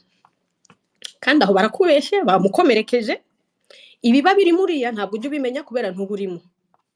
But after 2 years, because nimba hari ikintu kigufasha nukumenya the truth of what happened, and you do your best and your family to find the truth nubwo umuntu yakubesha. Ngewe personally, we know what they did to my father, because we are human beings. You go around the world to find out the truth. So baguhaye urupapuro rwa mbere, nukuvuga hagize kuba malpractice, hagize kuba bakuzaniye urupapuro babeshe ko ibintu byose byagenze neza. Niho wibaza ukavuga none se umuntu niba mwamukomerekeje ko twese twakora amakosa mu kazi ko turi abantu, we are human being. Ese uwo muntu ahubwo ntiwamujyana muri soins intensive ukamufa ko no. Sylvie hano hari abantu 400. Reka kuvuga ngo ni what happened exactly. Ndabizi biragoye kubisubiramo ariko ndagira ngo what happened exactly byagenze biti. Yes, ngewe inkuru yanjye iri muri etape 3. Iya mbere yuko papa apfa, iya kabiri papa maze gupfa mbere yuko tumushingura batwima umurambo, iya nyuma ni intimidation. It's now 2 years where I'm being intimidated every day. So ndi muri etape ya mbere. Iya mbere ifite nk'ibice nka 5, no kuvuga umuntu wawe baramukomerekeje ari byo bakwita malpractice or whatever, if I may misuse the word, ariko baramukomerekeje nje nabyita utyo in a term which is not kiganga, because I'm not umuganga. Baraje ntibakubwiye ukuri. Hari umuntu wigeze avuga nta hantu kwisi hataba ibibazo, ariko se how do you deal with the family, how do you deal with the patient? Ese ntibazi ko umuntu wawe agiye gupfa, the only thing you need is even to talk to that person. Kuki bataza bakakubwira ngo umuntu twamukomerekeje uyu muntu nta masaha afite yo kubaho, if there is anything you want to know from this person mubimenye. Ese bumva ko that step itself can't heal you? barabiguhishe baguhaye umuntu noneho aho ugira banaceceke babyanditse no ku rupapuro ngo tout s'est bien passé ariko if there is anything you want to know from this person mubimenye ese bumva ko that step itself can't heal you barabiguhishe baguhaye umuntu noneho aho ugira banaceceke babyanditse no ku rupapuro ngo tout s'est bien passé ariko wareba umuntu bakugaruriye ukabona ko something is wrong noneho niho naringeze umpagaritse cyangwa ushubije inyuma nukubera ko ako kanya iyo bakubeshye bara disappearinga ukababura mu bitaro binini ngewe on my dad they disappeared you know wari uri nko muri desert cyangwa muri hiver ahantu abantu batajya hanze mu mbeho bamara kudisappear bakakuneglige nyine uyu muntu twamukomerekeje ahubwo reka duhunge gakeya kubera tubasanga yapfuye. And by the way ibi bintu byose ndi kubabwira muhamagaye abantu 5 cyangwa 10 bakiye muri ibi bibazo the pattern is the same baraguhunga neza they disappear. Bamara kudisappearinga rero you stay like in a vacuum, you are asking yourself what should I do. Uyu muntu papa kwere yatangiye kuruka amaraso atangira kwituma amaraso. Definitely if someone is vomiting blood it means that blood is coming from somewhere unless you tell me this. Je ne sais pas sinzi kubera ko buri munsi iyo nibutse histoire ya papa nibuka ko umwana wanje atinya amaraso cyane deja même inane yikataga kantu kamwe akaza ari kwiruka nkavuga ese aba bantu babonaga ko turi ibicucu ku buryo tubona ko aya maraso is it normal someone to vomit blood for God's sake. Anyway ukabona ko bagufashe igicucu ikigusetsa rero nuko wa mugore wari umaze kubivuga you try to seduce them, you try to be nice, you try to be stupid fast, you show them that you are not seeing what happened so that they pay attention on you, you smile when you are not supposed to smile. Seriously, in my life the first time I pretended to be the person I'm not was in King Faisal, because you should not show them that you went to school. You need to show them that you are so stupid that whatever they are doing you are not seeing it, you are not realizing it, and that was our case.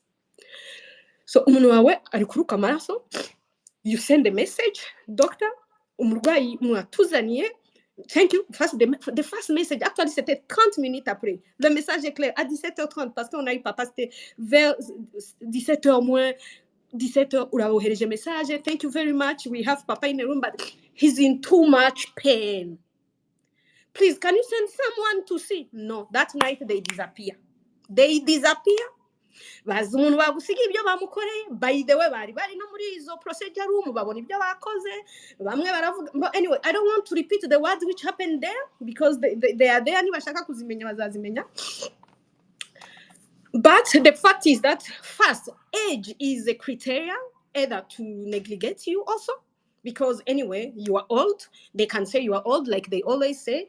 When you came sick actually they say nubundi yararwaye. And you know there is this thing in Africa and as Christian where after death we accept death first and we normalize death and we say nubundi yagiye ntumugarura, and that give credibility your killers in the hospital because at the end of the day they can maneuver around and then can justify what happened. So anyway they disappear completely. They disappear the whole night you spend there. The next day morning you start telling them can you give us a transfer blah blah blah blah bagatangira kugukinisha. Actually I just remember because it's like a child that kugusaba mama bonbon and you say okay do the homework ugakomeza around that. That is how you are dealt with in a hospital. Basically nje analyzing that at that moment umuturage ntabwo abafite indi status in the hospital. You are not a normal muturage kubera ko munzira hose outside the hospital nta muntu waguhohotera, police irabihari urarega nta muntu wakwibutwawe. Ariko when you are in the hospital you are in another world, you are nagahugu mukindi gihugu. So they have their rules, they know that even the police will not just enter and save you because you are in their hands. You are in their hands. So now you are in the hospital, you don't see the people, you send them message at the point ukababwira none mwaza mugashakisha aho aya maraso ari marava. Definitely niba maraso ari kuva mu kuguru baragenda bakoreshe les examens mu kuguru bamenye or things like that. So they know they wounded someone, they are not coming to give constant IV because you need really to measure input and output ukamenya uyu muntu ibyo ari kuruka ese akeneye amaraso niba atayakeneye ese nta IV akeneye constant, but at the end of the day you need to make this person abeho mu mwanya atari apfa. And no one, so you are no one patient, we were no one patient. My father didn't have a doctor who's saying I'm following on this person, tuzi ko ari bupfe mu masaha abiri cyangwa mu minsi ibiri cyangwa mu cyumweru ariko let's follow on this person. Umunsi wa mbere, c'était un mercredi, jeudi we didn't have care, and when we started running around them, actually we tell the doctor please come and do the exam urebe nimba ahaya maraso ari he did the opposite, yandika urupapuro. Bon, I need to get to the paper. Donc aza gukora atwandikira niba ari x-ray ya chest kandi umuntu bamukomerekeje la donc which means the x-ray even if they do it by the way nayo ntibayikoze uwo munsi iza gukorwa almost morning kwa gatanu ariko already it wasn't the right exam which was supposed to be done aho bazi bagiye. So vendredi kubera anyway n'umuganga wagombaga kumuvura ari umuganga wagombaga wamuvuraga ari umuganga wagombaga kugenda that Friday, but has a team. If you hire a doctor and you know that doctor will be kubaga abantu akagenda, it means you are sure for the team which will follow up. But the guy was there mercredi, the guy was there for 3 days. He didn't at all with his team. Ariko yari umunyamahanga, wibuke ko papa yari afite abaganga baloko nibo banamushize no kuri list ngurareba uyu muntu.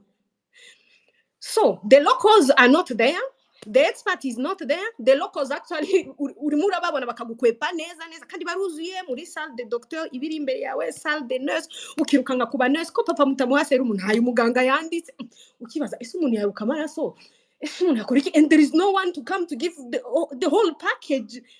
And at the end of the day, koko kuntu baba bagufashe nk'igicucu now becoming igicucu kubera ko you are not understanding how things are unfolding and everything, and you ask yourself where I am ndi hehe.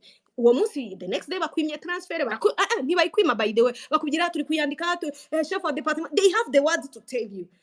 Kwa gatanu harageze uravuga uyu muganga ntabwo ari buva hangaha atatubonye, uragiye uricaye uravuze ari muri outpatient reka nze murebe. Finally araje 16h. Mwibaze umuntu mwakozeho mercredi 16h niho mubonye umuganga wanyu kandi he's traveling going to an airport wherever, and wa muganga lokale barazanye hamwe abandikiye a discharge note. You people until wari waborera muri biriya bitaro niho wamenya kubora bivuze iki. When that woman was speaking from my family side, we felt her.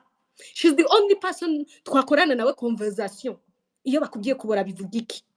Because when we say kubora, people think we are exaggerating, we like talking. Ninde muntu wakwishima. Ese niba dukunda kuvuga ko twamenye ko papa bamukomerekeje mercredi, hari umuntu wigeze ubona tuza kuvuga ko jeudi bari aho ngaho bataza kutuvura dusara bari kwima vendredi, hari umuntu wabonye batwirukana mu bitaro vendredi 3 jours après discharge form, ukabaza doctor someone vomiting blood, is this normal? Bakakubwira bafite amagambo bakubwira passive or whatever. Anyway, who are you? The only thing you have to trust a doctor. Who can you trust in this world? Bavuga kwizera imana uyizera utanayibonye kanzu umuganga uri kumwe nawe, of course you will give them benefit of doubt, and then they will tell you will come to pick the machine, le transfer, and then you believe in them. You say okay, nimba abantu bahangara kukubwira ngo barimo barayandika, who are you to say no? At the end of the day tuzi neza ko in the administration y'u Rwanda iyo wanditse ibarwa ukayandikira minister runaka ubona igisubizo, ugenda no kwa advisor we. I'm meaning minister kubera niyo level ikomeye umuturage agendaho nanone isa uramwandikira ugasubizwa. Nimba ugombera document runaka ugenda kwiremba ukayibona. So we are used that if an institution tells you come for this document you will get it, but in the hospital you don't get it. By the way, patient data ntabwo ari za hospital, patient data belong to the patient. For God's sake, me the daughter of my father, I sat in the technical working group as administrator to drafting that patient thing. So it means at the end of the day, you try to remove even the little brain you have. Okay. So people lies to you, they are giving you a death certificate. Uraza kubyemera kubera ko at the end of the day, nimba wicara ugasenga Imana utabona umuganga ukubye ko ari buguhereza urupapuro kuki utamwizira. Uratashe mu rugo rukuruka, uragenda amaraso ya urayanormalije. samedi irabaye noneho dimanche byari bikomeye. We called the doctor. Doctor, Nganango, you know me, when I spend the week, she was just saying that when I spend the week, I'm tired. Akavuga ibintu byinshi. Ukagera noneho kuri emergency. Wagera kuri emergency fast. I remember we took like more than 5 hours. That it was a Sunday when we went back because this Sunday we went back to hospital. You find the doctor is there. Of course, Muganiwa is alone, but we are expecting that hospital to have enough resources also to receive us at the emergency. Anyway, I don't want to condemn him, but whenever time he receives us, abuhuye n'umurwayi ibintu bimeze fo. Arabibonye amusabye n'amaresita yabuze akoze ibizame byinshi. Remember uwo muganga wo kuri emergency ntabwo azi dega zabaye, we abonye umuntu ugarutse umeze nabi. Akoze ibyo ashoboye, ama examen yose arayanditse yose yandi bya bindi byose batwangiye cyage. Nasimbutse vendredi. We ran in everyone in the hospital until hari umuganga kubera twabonaga okay. Now my father is going into kidney failure. It's the 3rd day we are seeing this because at the end of the day, my father has educated kid, has doctor also, so we can talk. So, doctor, we think our father needs now dialysis. Twatangiye kubivuga icyo gihe. Umuganga akakubwira ngo who's your patient? Ukavugiza he is not my patient. Ukambwira doctor, but you are going into other room. Ikindi nashatse kubabwira nuko ubundi tumenyere ko umuntu uri mu bitaro asurwa mu gitondo agasubirwa nimugoroba. That is the minimum. Bitavuze ko anytime you can call a doctor. Twebwe barasimbukaga nimba ndi kubeshya narababye bazagende mu makamera niba batari bayadilitinga. They can come in this room, they jump our room, they go in another room because they know this person is dying. The boy is an old man dying. My father went in a hospital with a tie and a cravat and a diplomat. How are you going to tell me? You convinced me that my father was old. At the point you need to say he's an old man. Because when they say he's an old man, it means me, I sat Muriminalok drafting a policy elderly. So does that mean elder people need to be sacrificed because they are old? That it means that. And by the way, many of my comments in that policy, I was calling my father Papa. Even my comments, I may say I did plagiarism because I was asking my father, as an old person, how would you wish to see people treating you in a country, whatever? He gave me ideas. It's what I gave to in that policy.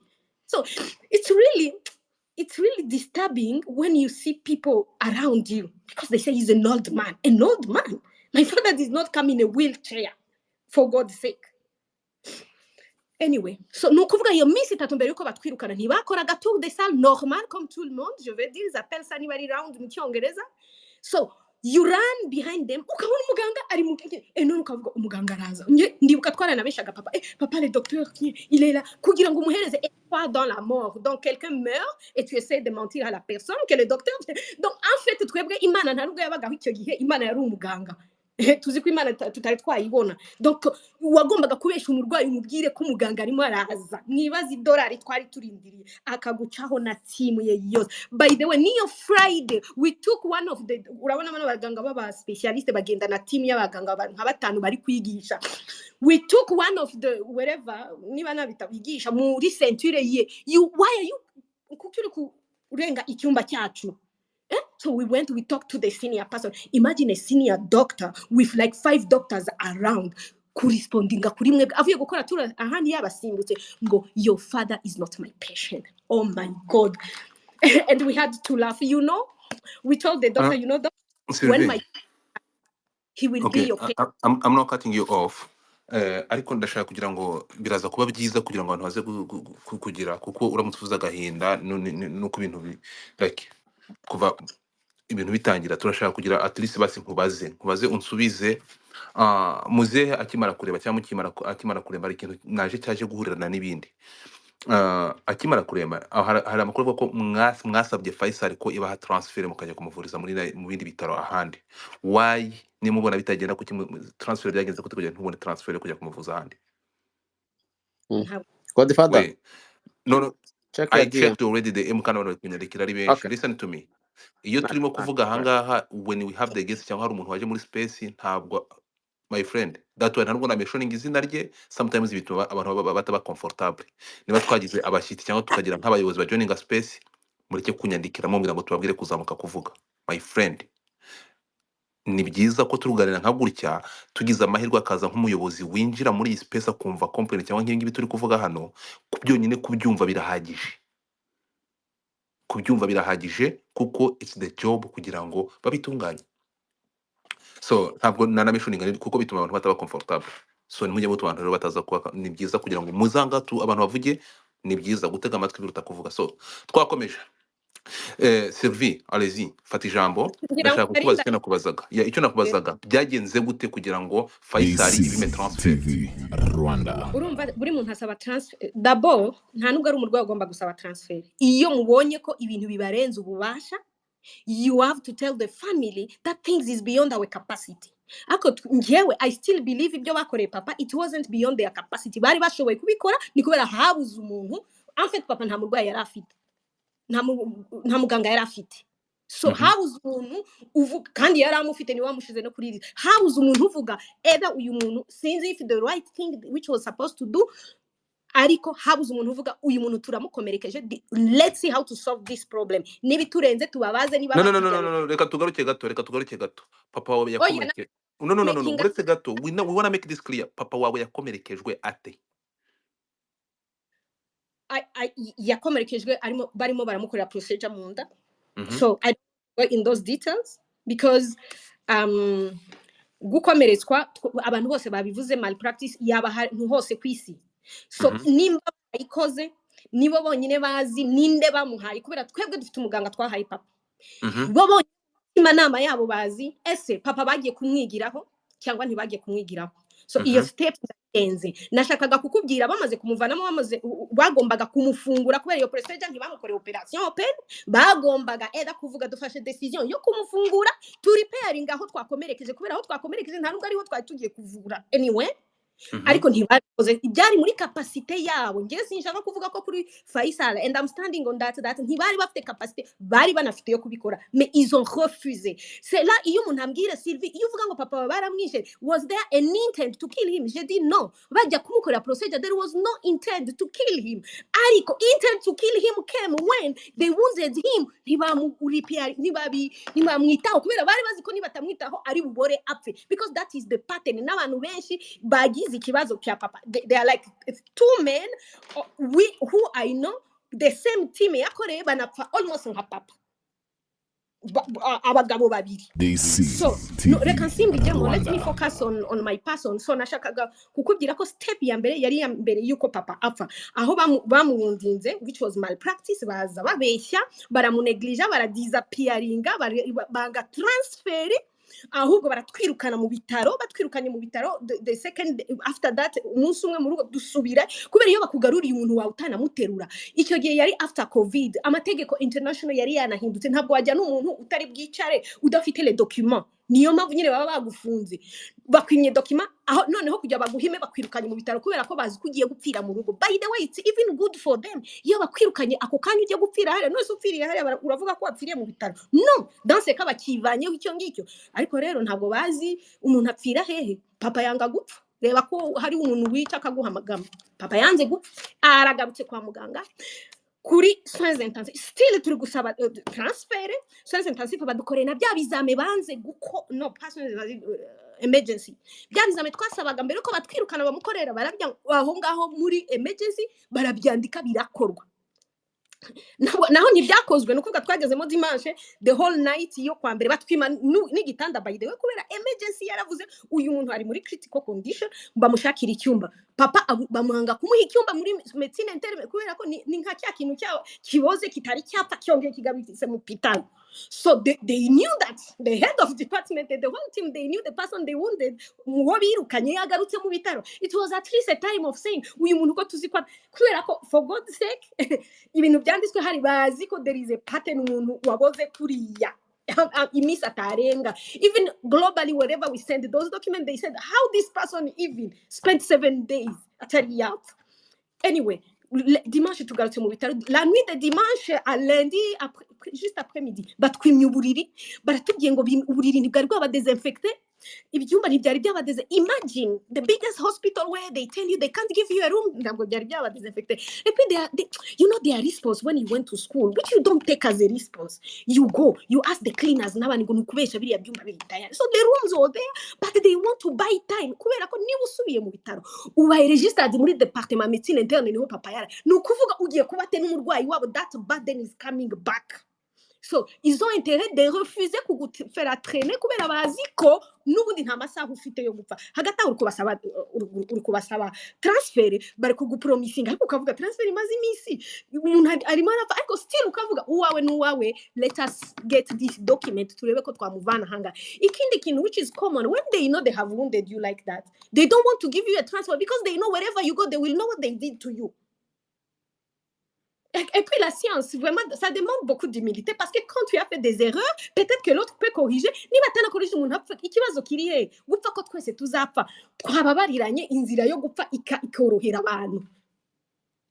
So tusubiye mu bitaro that Monday aho papa ntaburire nta cyumba yari yabona kandi bari kuguca ukagenda gushaka chief nurse ukirukanka kakabwa karaho ngakari kwirukanka kumvishije odere inyama. You know the way they treat you.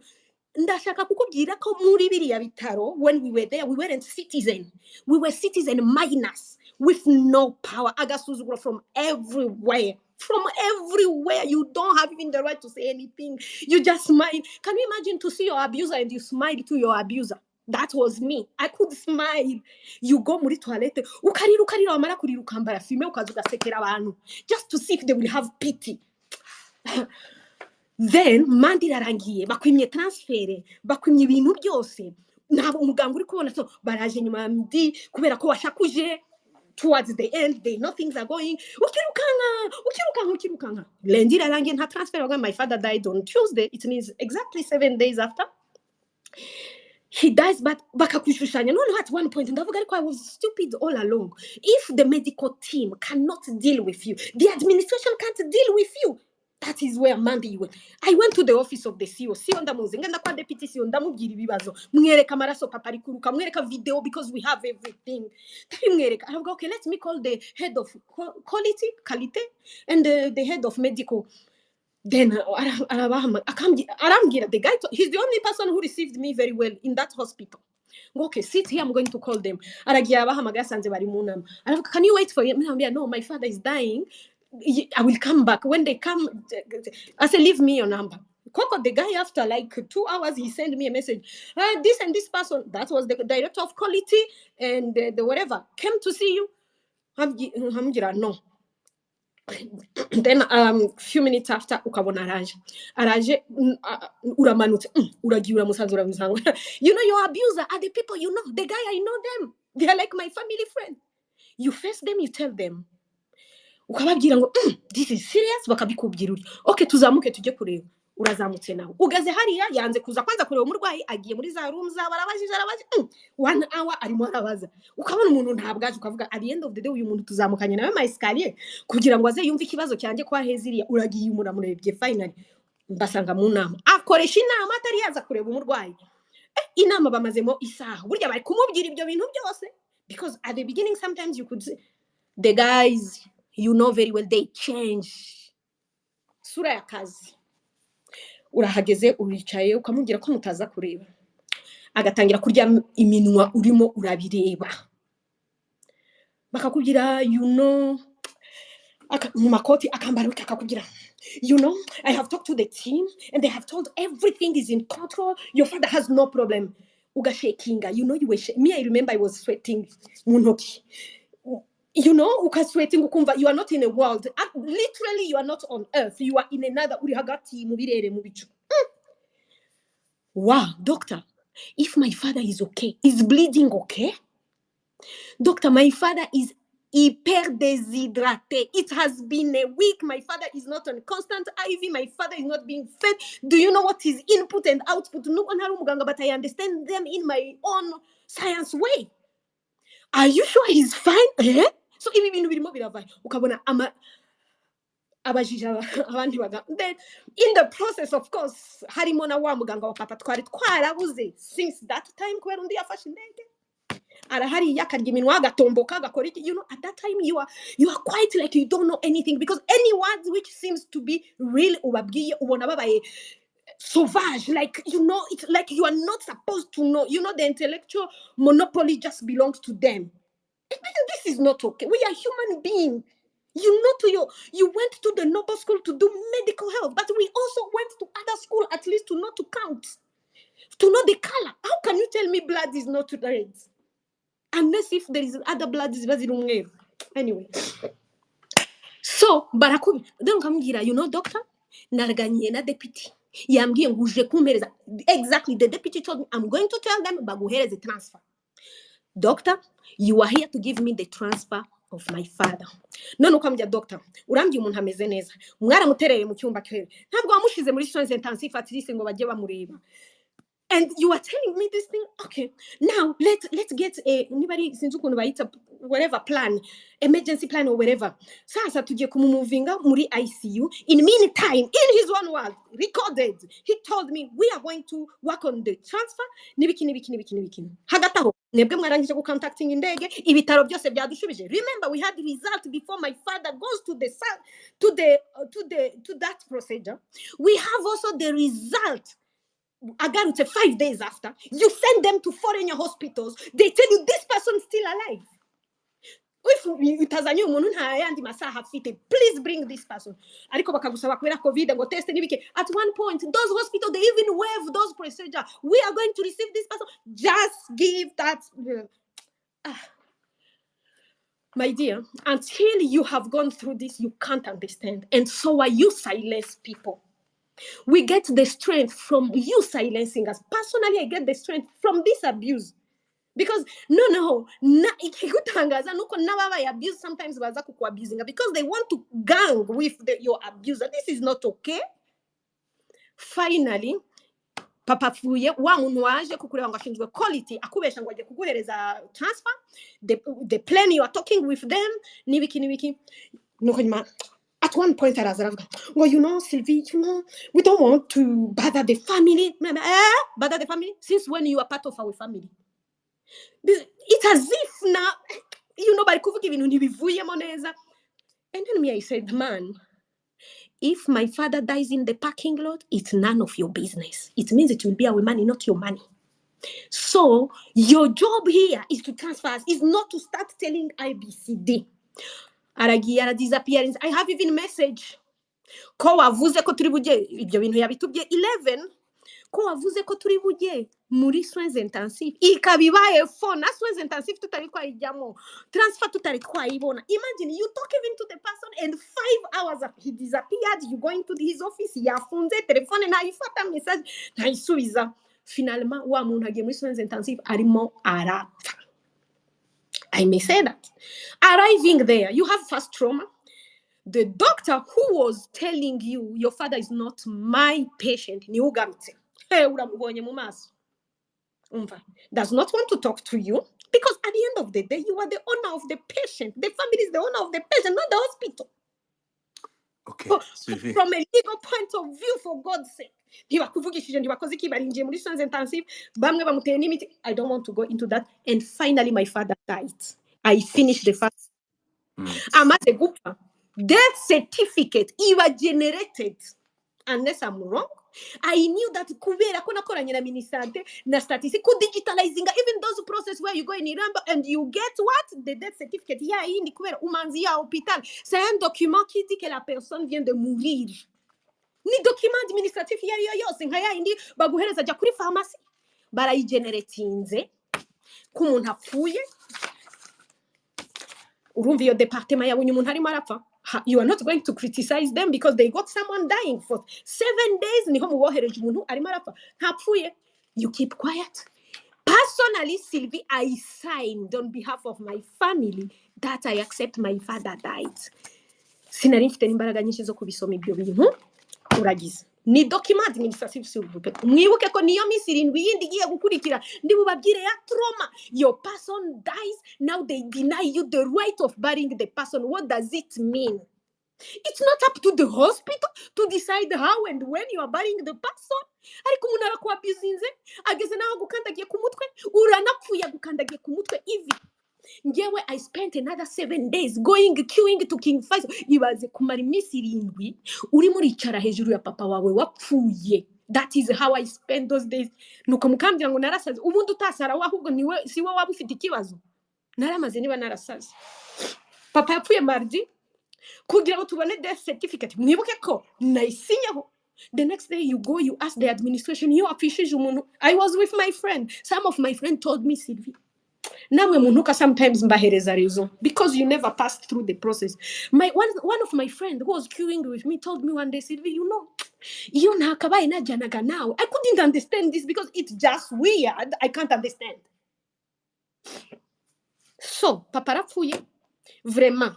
I was so strong because the only thing which was supposed to happen at that moment was death. Because to see your person up, papa yapfuye yari extrêmement déshydraté. Abizi kiganga mwumve bivuze iki? Yapfuye inda itumbye igiye guturika. Someone who came n'indi datumbye. Yapfuye aruka amaraso yituma amaraso. By the way, towards the end, ya maraso y'umutuku yaramaze guhinduka couleur yo kubora. Nta nubwo burya no kuruka ntabwo bukibona nta mbaraga ubufite na kwa kwituma ntubishobora. And then you want to tell me that we are exaggerating? No. By the way, hana pen yindi bigisigaye uba wumva. Ibi bintu byanyu muza mukanuka hariya, you know, for me ntago byatuma ntarya, ntago byatuma nasinzira. My pen now is the next person gonna be saved. That is my prayer. Mu byukuri uburokore bwanjye naho nabutaningiye. Even my kids as young as they are, they pray for the sick people. Chapitre ya papa ya mbere yarashize. It was so abusive. Papa yari yumye iminwa igiye gucika. Kubera kuma kubura kuba déshydraté, je ne sais pas comment je peux le dire. Numuturage. I told him, Papa, if you don't get justice here, you will get it in Nijo. This level of abuse can just pass like that. And even, je vais même vous dire qu'on a organisé kunyentimida kunuka. Oh, no. Okay, mbere yuko tugira iyo ngiyo Sylvie, ibyo byose bimaze kuba reka twihute. Ngiye ndashaka kugira kuri ntuza kuri Twihute kuko iminsi 7 yindi mvuga papa maze gupfa nyimye certificat de décès. Pourquoi? Njya kwisaba ibintu byose ibyandi byari parce que papa yari afite assurance ntari no bwishura ubundi werekana ko warangije kwishura ibitaro. Moi c'était 0 parce que yari afite 100% covered. Uragiye iyo departement bakubwira neza ko departement h'umuntu yapfiriye nibo bamushinzwe. Donc papa ari umurwayi wa médecine interne, ça veut dire ko médecine interne niho nagombaga kujya mpagera mbonana n'umuyobozi w'iyo departement ndamubwira amukami. Mbona nabo baganga bamwe muri bo umwe ndamubwira, are you fine? Oh, you know my father died, so you will not be bothered again. Bara okay. So umuganga wa médecine interne arambwira ngo chef wa yarambwira, you know, I'm going to do the document but you are not going to get it here. Urajya kuyibona kwa director wa clinical service. Ndamubwira, oh okay, thank you. Oh, I knew it was an administrative document, iragenda from department to another. Kandi narasinye umuganga wa testifying ko papa yapfuye yarasinye yananditse nibyo yabonye na cause de mort selon lui, nanjye ndasinya. So noneho ngenda ndavuga reka ngende kuri wa muntu nabungira mvuye kureba médecine interne, barambwiye ngo hano niho ndi bufatire le document. Finalement nyuma barambwira ngo non, ngo ce n'est pas aho yararwariye, peut-être naho yapfiriye. So ndavuga oh okay, yapfiriye muri soins intensifs. Manuka muri soins intensifs koko nsanga cya gitabo nasinye mu kirahari, signature zihari niyange niyo umuganga wa testifying my dad death. Abandi bagombaga gusinya ni umuganga we, undi ni chef de département donc ya médecine interne, undi ni umuyobozi w'ibitaro. Donc c'est 4 signatures de cet hôpital. Nsanga ntago bari basinya, ariko ngewe mbifata easy as someone who have worked in the administration. Nziko wandika memo ikajya ku supervise kava comme ça ikagira shit, ndabwira oh okay sava ndahari, ubwo anytime bayisinye ngewe urambwira ko bayisinye. Mara amasaha 2 amasaha 3 gutyo final umunsi urangira batayimpaye. Uwo infirmiere namubona akambira ntibari bayisinya, nta kibazo yari afite nanjye nta kibazo nari mfite.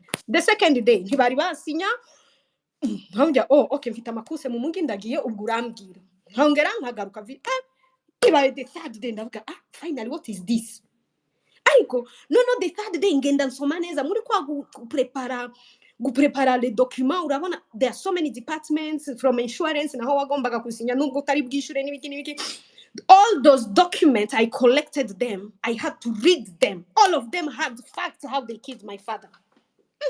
No subira muri soins intensive ndavuga okay, can I see the death certificate? I saw it. Is this the document I'm supposed to get? Okay. If this is the death certificate, none kongombera ibipapuro ngo niba kugira nje gushaka ikirembo because you have to do ibintu nk'ibyo kera ntibabiboneraga mu bitaro, you had to go something like that. Then in the process I met even a doctor who came to intimidate me after, and that doctor was even part of the team, and that doctor tells me many things. And I asked him, doctor, can I take the picture of this because it's my document at the end? Because I have to book other things. Now dushingura mbonye papuro rw'inuza. I take the picture. My friend, co-host, why are you meeting people?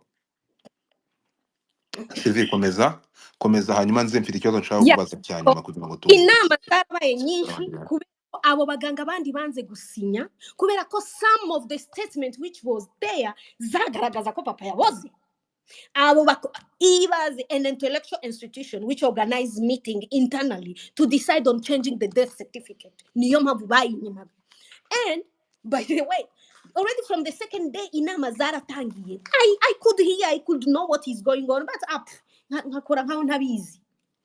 Inama zirakorwa for them to change, but the only thing they didn't know I took the picture of the first one.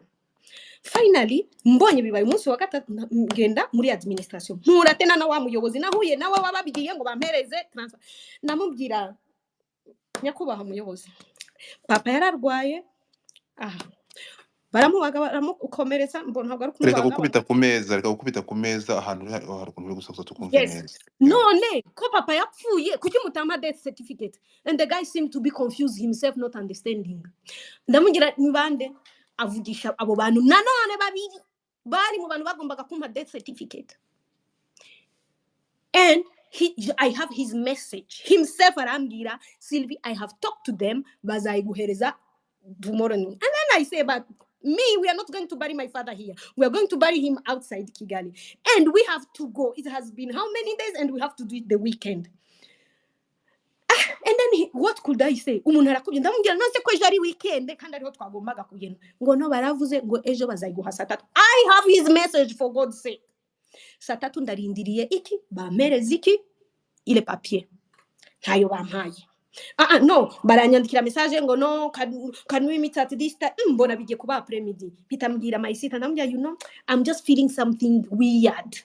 How those people don't want some kwanza ntabantu baba muri administration, why they want me to come afternoon? Come with me. I went with someone and no one muri family turagenda tugerayo. They postponed. I have message 2 times. The time yo kumhereza yo document ariko ngiye narabyoroshaga kubera numvaga nibitari yaragiye kuyikora pointre. Twicaye ku meza with 2 people, director wa quality na director wa medical.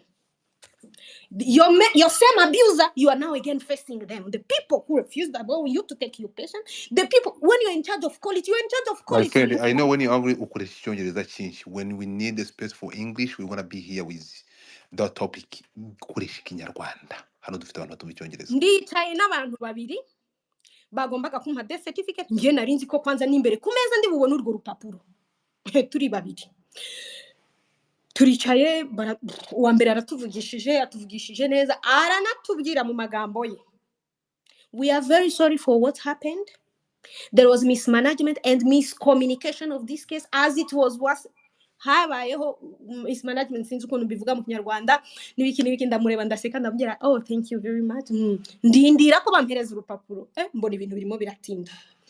Undi kubera ko abonye ko wa undi yivuye mu magambo afata ijambo ako kanya aravuga, which document are you looking for here? Amera nkoho sura ya kazi nyine. ndamureba mu mazi ndamubwira you don't know the document I'm coming to look for here. Fata mwereka message, je lui ai même pas répondu beaucoup de choses. Ndamubwira this is the message of the director for you to give me the death certificate. The death certificate. The guy told me in his own words and me recording that, you know, those documents are not given here. Ndamubwira oh doctor, they are given where? Arambwira ngo you will go to court. Hey, mama mia. Ndamubwira oh, to court to get an administrative document in this hospital? Which court? Nshaka ngo numve which court? Ngo no. Ndamubwira in the justice sector because numvaga ko ngiwe ntumvishije neza. You know when someone has abused you, aragusuzugura akagusunika mpaka gushire mu kaburi. Ndamubwira muri court kubona no nshaka kumusobanura. Ndamubwira you know death certificate ziri mu buryo bubiri. Hari imwe iri kwirembo ya indi legale ya civil whatever, hari urundi rupapuro ruva hano mu bitaro rwemeza ko umuntu yapfuye. Kandi urwo ngurwo nirwo dukeneye iyi rembo nta nubwo tuyikeneye for now if I can say that. Kubera iyo ngiyo niri butume morgue yanyu idihareza umuntu kubera ntiyaduha mutaduha urwo rupapuro. So the guy made me stupid. He made me stupid. He said in the court ndamureba neza mu macho. Kasema Yesu we, why did I even come muri iyi si? Namja, are you sure I will get it in the justice sector? Namja, oh, thank you very much. I wish I could know before that because I know which documents zibonerwa muri health sector. I know izibonerwa muri court. For God's sake, indi gushaka ntibonerwa. But if this is the case, no problem. We will meet in the court. Mubwira fata ndasohoka. Ngisohoka ankurikira hanze ndamubwira please man, if you are happy to continue gupietira hejuru ya papa uri hano munsi yawe because ni muri basement aho morgue iri nabari hano stay in peace. Ndagenda ninjira mu modoka. Maze kwinjira mu modoka uwo muntu yahise telefona wa muyobozi ngo Sylvie turananiranye. Ndamubwira hey nyakuba muyobozi ngo ngwiki turananiranye barayinyimye document. Uwo muyobozi arambwira Sylvie since it's the weekend can I give you that document on Monday morning? Can I tell on Monday morning how? You were supposed to give me a seat today because we postponed then tomorrow or after tomorrow to get to kabaringu munuatu. But I had no choice. You know when you are being abused, at the end of the day, you have no other way out. Niho nibazaga harya ahanga ndi mu gihugu nk'abandi baturage. Harya ahangaha iki kigo kiri mu gihugu nk'ibindi bigo bigombera guhereza service umuturage. For God's sake, a death certificate is not a check of money. No, you arrive at the point they make you stupid and you feel you are just stupid. So I had no other choice than kurinda mwibuke iyo mufite n'ibirori bya anniversaire kugenda mubi postponinga kanswe umuntu ugomba gushingura umuntu ufite abantu bavuye ahantu hose umuntu wakodesheje ibintu they are abusing you to that. En fait they abuse unashatse banishuye bakwishura iki? Are they going to pay les dommages et intérêts de quoi? Et laisser quoi? En fait, they abuse you. They take you like they are slave. After taking you like they are slave, they know no way ataguzaja muri police kubarega ntahantu uzaja kubera ko ako karima kabo ntabwo police iza kugakoreramo cyangwa I don't know because no one else will come to save you from that place. Okay. Banyakubaho baravuze samedi turagiye uwo munsi mwimagine ko nige twa postponinga. I was even afraid of ubwo wowe iwanyu waje kubagira ko bakwimye death certificate for what? There is no explication. Chaque fois tu leur dis barimo barayisinya hari umuyobozi wari wabuze blah. It's that day that we had to explain, you know what? Now we have no other choice. This weekend is not possible. We have to make it next weekend. So kareba hari abandi bantu bagomba erezma hari umunsi w'intwari ni congé mavi ukavuga none reka tubishire mavi. Ariko wibuke ko umuyobozi aguhamagaye ngo nzayiguha kwa mbere saa 3 ricaye urarindiye no one none urafashe ngenda ku hospital ndavuga iriya document irihe mbona there is no sign mwibuke ko mu postponinze there is no sign of giving you your paper. Noneho niho ubwenge bwagarutse ndavuga okay uzi ko babantu burya bafite ubwenge bafite na reason yo kudukinagaza urya ibi bintu byose bari kubidukorera it's not documented anywhere. Niho nagiye nandika an official letter ndavuga aba bantu they took us, we were asking them a death certificate. Now at this time let's ask them even the medical report because it has been too much this abuse. Abusing umuntu atari yapfa ukanamu abusing yapfuye. Seriously, they are the one who pushed me and my family to ask the medical report. So why they tell us, why are they delaying? Bajya banavuga ngo morgue iruzura da ubundi ntibaba bima n'abandi umwanya. Why are they delaying? Ese cyagita ya mafaranga ntibayatwishyuze nabwo nubundi bucuruzi gufungira umuntu wawe mu morgue bakaza bakanakwishyuza na morgue nayo kubera you pay per day. You know, the abuses are so connected that you can't just feel, you can't just understand what you go through. So finally nanditsiriya leta ndabya noneho muduhereze na death certificate because it was so much. Nayandika ndagenda ndayidepozamo officially in administration because we went to school, we know how administration work. We deposit kuri administration baguhaye na akize pour reception bariyicariye as if nothing was there. Hagataho inama zabo zo ziri gukomeza, they don't care umunsi bazumvikana ibyo kubesha bashiraho because they don't mind about you. There is the person who died. Remember that person is a human being who belonged to another society of human being, which means a family. Sylvie, urukumva gerageza tugerageze kwihuta kugira ngo tubaze nihuta rero uwo munsi kwa mbere nyuma y'iminsi 6 niba navuga kuva papa yapfa kubera twamushingiye kwa kabiri nyuma y'iminsi apfuye twayibonye uwo munsi niho nafashe ya lettre banze gusubiza hard copy natanze ndavuga ko amasaha arenze batasubiza noneho wabona ugatangira no kubaharezo wabona bari busy ntibabonye leta reka nyishire kuri email noneho bayibone vuba n'umuyobozi no ntibagushubije ukuntu uriya mu mama yavugaga nyakuba president wa republika none se ngewe iyo ntandika kuri Twitter ngo ntaginge president wa republika Faisal yari kumpereza iriya no way because they weren't bothering umunsi bashaka niho bazakora inama bemeranye ibyo bazabesha kuri rwa rupapuro. Okay, ibyo ngibyo birarangiye baguhaye umuntu wawe. Actually nari nicaye no muri ibyo bitaro. Can you imagine with no fear kubera bamenyere kwa abusing abantu uzi ibintu baje gusubiza mugende kuri iriya Twitter ngo we looked for you in vain ibaze ngo baragushatse barakubura. Basically twebwe papa yarapfuye nta bene waba afite yarapfuye bamuterera mu bitaro ku buryo babuze famille ye.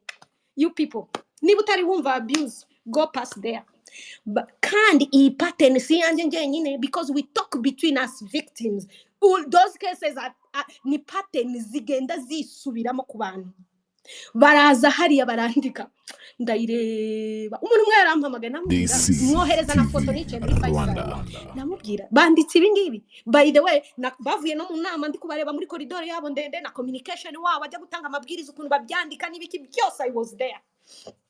Ariko awukana n'umuhamba niko bavuga mu Kinyarwanda barafata document banzanira ntibampereza death certificate nshaka no bampereza rapport medical. Fata nsoma rapport medical reka nkubye nubwo utaba waragiye muri primary school iyo rapport uyibonye you can just feel you know hey they never recognize that my father yarutse amaraso ibintu birimo ariko ahantu hamwe they recognize ngo they discharge him with a fatty belly. Iyo terme mu kiganga fatty ibaho. Ese nimba icyo kintu kimwe bari recognize ngo bamudischarge inda yabyimbye ubundi umuntu uzi ko wakozeho procedure wabyimbye inda we uramudischarge ya minsi 3 batwirukana mu bitaro. Reka nze mbabwire iyo rapport uyisomye at the end it concludes that there is no reason of death or something like that. Ibazi ko yihereza abantu man. Okay, Sylvie, tuve aho ngaho turaje birarangiye yabahaye rapport kale nuko no wait a second ubwo reka twihute kugira ngo death certificate bisaba nta death certificate bari bakamba no ibyo ngibyo Sylvie urukumva ntabwo twagenda umunota ku wundi ndabizi ni birebire you have that feelings to speak out what is inside you ariko reka twihute kugira ngo ducunguze uburyo umwete baguhaye umuntu wawe mugiye kumushyingura ibyo ngibyo byarabaye of course ntabwo bamuduhaye kubera ko baduhaye rapport medical nta death certificate ihari none urababwiye kwanza nsomye rapport medical ndababwira I don't agree with the content j'ai signé je leur ai donné une copie baraje bampaye noneho ndababwira death certificate iri hehe baragenda barambwira bakuru tunama twabo barayizana bazanye death certificate bazana rwa rupapuro administrative karwa rundi nasinyeho niba murwibuka mbere bahinduye content bahinduye signature ya wa muganga écriture bibagirwa you know you can falsify a document but you need to have consistency numéro du dossier machin les dates para and ils ont écrit le même médecin ba falsifier signature kubera ngiye mfite death certificate original wa muganga yasinye na muzizina rye na signature ye barafata bakubitamo ibikashe wa muganga papa yanga gusinya bashira hundi kandi bavuga ngo patient doctor. Anyway, bimera utyo bampereza death certificate ndayireba, hari igihe abuse kurenga, yamara kukurenga ukavuga ubundi ngiye kuri iyi sindi kumara iki. Ndayireba ndayisoma, mbareba mu maso, a team of men, like 6 men. Ndabareba mu maso, ntangira kuwa mbere nkazamura nkavana ku maguru nkagera ku mutwe. Ndareba ndababwira, you did everything, you abused us so much, but the last thing you could not do kwari guhindura indangamuntu ya papa. Indangamuntu y'umuntu wapfuye burya ni death certificate, niyo ubusigaranye mu gihugu ikwidentify. Barandeba ngo kwa mukobwa ufite amahane, ndagira what do you want to mean? Ndagira it's okay, it's fine. Why did you change my father's death certificate? Batangira kuvuga aho ngaho, mfata muri telefone mbereka death certificate, ndagenda. So to cut the long story short, it's just unfortunate that you people here can come to intimidate me as if noneho iyo uvuga ngo umuntu yarasaze, njye nibaza ahubwo utasara ni ufite ikibazo. Kubera you can't understand how a science institution, which I take like a hospital, can take the pen instead yuko bajya kuvura abarwayi bakora inama yo guhindura death certificate kubera ko batakwemeza ko umuntu yaboreye mu maboko yabo. And you think this is a joke? No. Uri kuvuga ngo ndi kuvuga menshi. I wasn't planning to come here if it wasn't for this. Ibi bintu nese kubyandika kubidocumentinga because I will tell you. Sylvie, tuvuye aho ngaho, reka nubwo ushaka urabizi. No, wait a second. So tuvuye aho ngaho, ndashaka aho tugere aho umuntu wawe baramuguhaye uramutwaye. Mu gitondo kare cyane. Hari abantu nawe urabizi iyo mufite gahunda ya event yariyo yose muba mufite abantu bashinzwe ibintu. Abantu baje kwambika papa no kumutunganya barabangira ngo Silva agomba kuzahanga. Ntabugira Silva agomba kuzahanga for what? Ngiye nagombaga kuza hariya tugenda tufata umurambo for what? Ngo Silvi ngo ase ko madokima uyamaze. Mnaza miye dokima si yamaliza. Vous n'avez pas les death certificates. Si muko nayo. By the way, all those abuse, because I didn't want to traumatize my family, narabigumanaga many of the things. Nambwira ni nini? Ndahagira barambwira ngo bavuze ko ugomba gusinya statement kutazagaruka for investigation.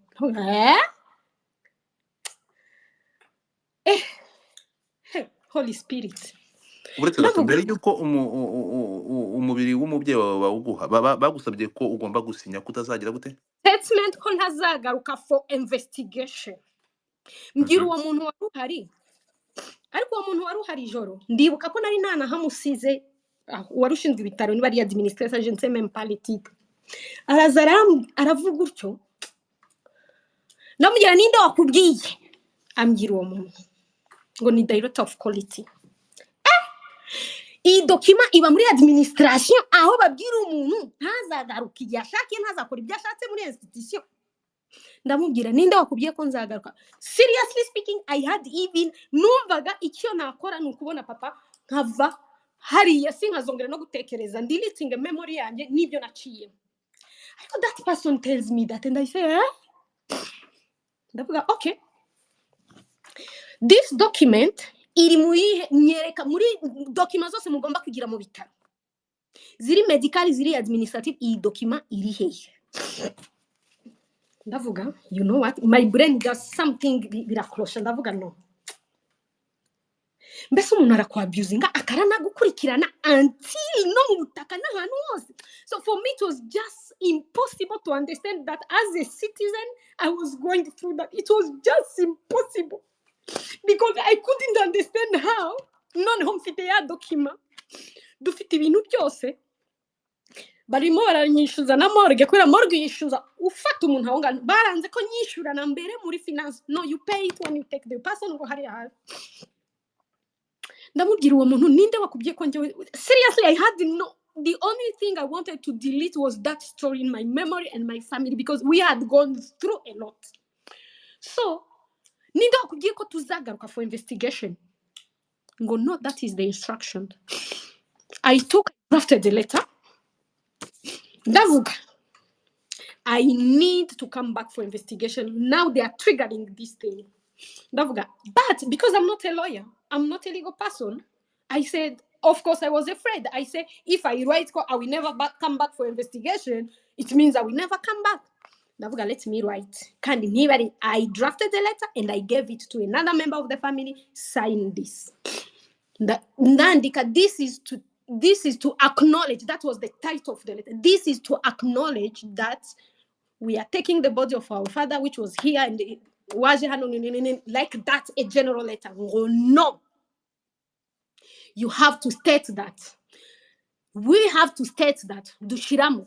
The letter is clear how in the middle we added something with another actually that we are bringing my father with that. We wanted, because I didn't want to say I will never come back for Okay, investigation. Sylvie, That, yes. twatwara umwanya muremure. Ibyo ngibyo byose bibaye kugira ngo ducunguze uburyo umwete, kuko iki kiganiro kirahari, twaragikoze. Take a break, take a minute, I'll be back soon. Take a minute.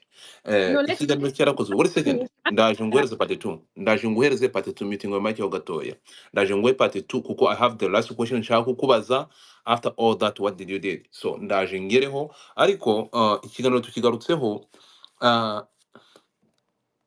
Nimuza kureba na hari tweet nakoze ivuga ku ivuga ingitegura iyi space, abaganga banyatatse barantuka bambwira ko nishyuwe ariyo mpamvu nshaka gukora iyi space, ariko ngo ntacyo bishobora gutanga. I have those messages nazimanitse aha mwazibonye, n'amazina yabo arahari ndayafite. Nanze gushyira amazina na screenshots nuko babimpaye. So the thing is, impamvu abantu barakaye bakajya bavuga ati ya space y'ubushize wakoze kuri ibi bintu, ntekereza ko igomba gukora kuko this is too much. Byari bihereye kuri iki kintu. Brika papa w'Abanyarwanda, uri hano kuko nasenze Imana kugira ngo nkubone. Nasabye ijuru ngo rizakumva ariko ndakubonye. Imana ishimwe. Papa wanjye, nkuko uhaguruka ngo u Rwanda ntirukababare, ukanga ko ikiremwamuntu cyababazwa, nanjye mpagurutse kubw'agahinda k'umwana wanjye, kandi nzi ko urwanira ukuri kandi urwanira gutsinda. Nagize akarengane, ndi umunyarwandakazi, nitwa Uwaje Amahoro Nadine. Nagiye kubyara mfite randevu yo kubagwa kuko umwana uyu akurikirana ari narabazwe. Ibitaro bimbwira ko birambaga saa 2 za mu gitondo, banyambika sonde, bigera saa 8 bataraza kumbaga, umwana akaza agakubita umutwe kuri sonde. Ndatabaza kubera hari umuganga umwe, barambwira ngo baraje saa 11, basanga umwana yarangije gusufira mu matako, bakuruza vantuzi, biviramo umwana wanjye kubora ubwonko. Na ibitaro bya Faisal biranzi, Dr. David niho mukurikiranye ku bwonko, ambwira ko umwana wanjye atazarenza ukwezi ariho, ariko Imana iramurinze, bagiye kuzuza imyaka 5. Imana yampaye umugisha wo kugera muri iki gihugu. Ubuzima bwari bukomeye nza hano, nkuko mu buzima bukomeye najyaga Faisal, ariko naremeye nza mu mujyi uhenze kugira ngo nkurikirane ubuzima bw'umwana wanjye. Muvuriza ku bitaro bikomeye bya National Washington, nabo bambwiye ko ubwonko bwe bwaboze kuva ku munsi wa mbere avuka kugeza ku mezi 7. Ntabwo yicara, navuga, ntareba, nta muvoma n'imwe. Nagiye kurega mu rukiko rwa Gasabo, urubanza barurya mbireba kandi ibimenyetso bigaragara, bagahakana ko batishije sonde, kandi sonde bayambika ugiye kubagwa. Nyakubahwa, narajuriye nubwo ndaha, ariko ubushobozi bwanjye ntabwo bwabinyemereraga. Uvuga rimwe bigatungana, kandi ikibazo winjiye muragikemura. Nshaka ko kuri kugaragara. Byanteye igikomere cyo kumva ko mu bushobozi buke mfite ngomba gufasha abana babana n'ubumuga nk'ubu ngubu. Mu karere ka Gicumbi mfite abana bagera kuri 12 mfasha mu mafaranga make nshobora kubona. Nkibuka ko kurya umusokoro hari icyo wabafasha, nkabohereza mu mushahara wose nabona kugira ngo babone papa. Abana babana n'ubumuga, ababyeyi tuba twarahahamutse, nta cyiza tubona mu maso yacu. Harimo abo bita ba mama debire. Numva hakenewe uburenganzira n'ubundi bufasha bushoboka ku buryo n'iyo umwana wanjye yarenganurwa ntabwo nzabikora njye nyine numva nakora ikigo cyitwa rogani gifasha abo bana babana n'ubumuga. Nyakubahwa perezida, murakoze, ikibazo cyanjye cyari iki, nuko uhaguruka urengera u Rwanda ukaza waje gushaka abanyarwanda bawe hano, nanjye mpagurukiye umwana wanjye. Murakoze, Imana ibahe umugisha. That's why we are here. Ntabwo turanga kubera uyu mudamu, nta nubwo uyu nguyu mudamu ntabwo turahangaha. Navuga ko iyi ngiyi ari cyo turi kwifashisha. Ntabwo turanga turi kwivugira uyu mudamu, kuko uyu umudamu yagize amahirwe yo kwivugira kandi aranasubizwa. Ntekereza ko n'ibibazo bye byakurikiranwa. We are not here because of this woman wavugiye muri Rwanda Day. Ntabwo ari we utumye turi ahangaha. Sylvie, uyu mudamu ntekereza ko kese ye n'izindi nk'izi the same thing nawe byakugendekeyeho. Ibi bintu bikimara kuba, ukimara kuva muri ibi ngibi, waba waritabaje ubutabera kugira ngo urenganurwe? Niba warabwitabaje, bigeze he, bimeze bite? Niba uvuga ko warenganye, kuko kwiba iki kintu kimwe, ntabwo Faisal cyangwa n'ibindi bitaro ari ibivajuru byamanutse ngo bive mu ijuru bize byikubite hariya babe bakora ibitunganye gusa. No, kandi ntabwo turi ahangaha tuvuga ko bakora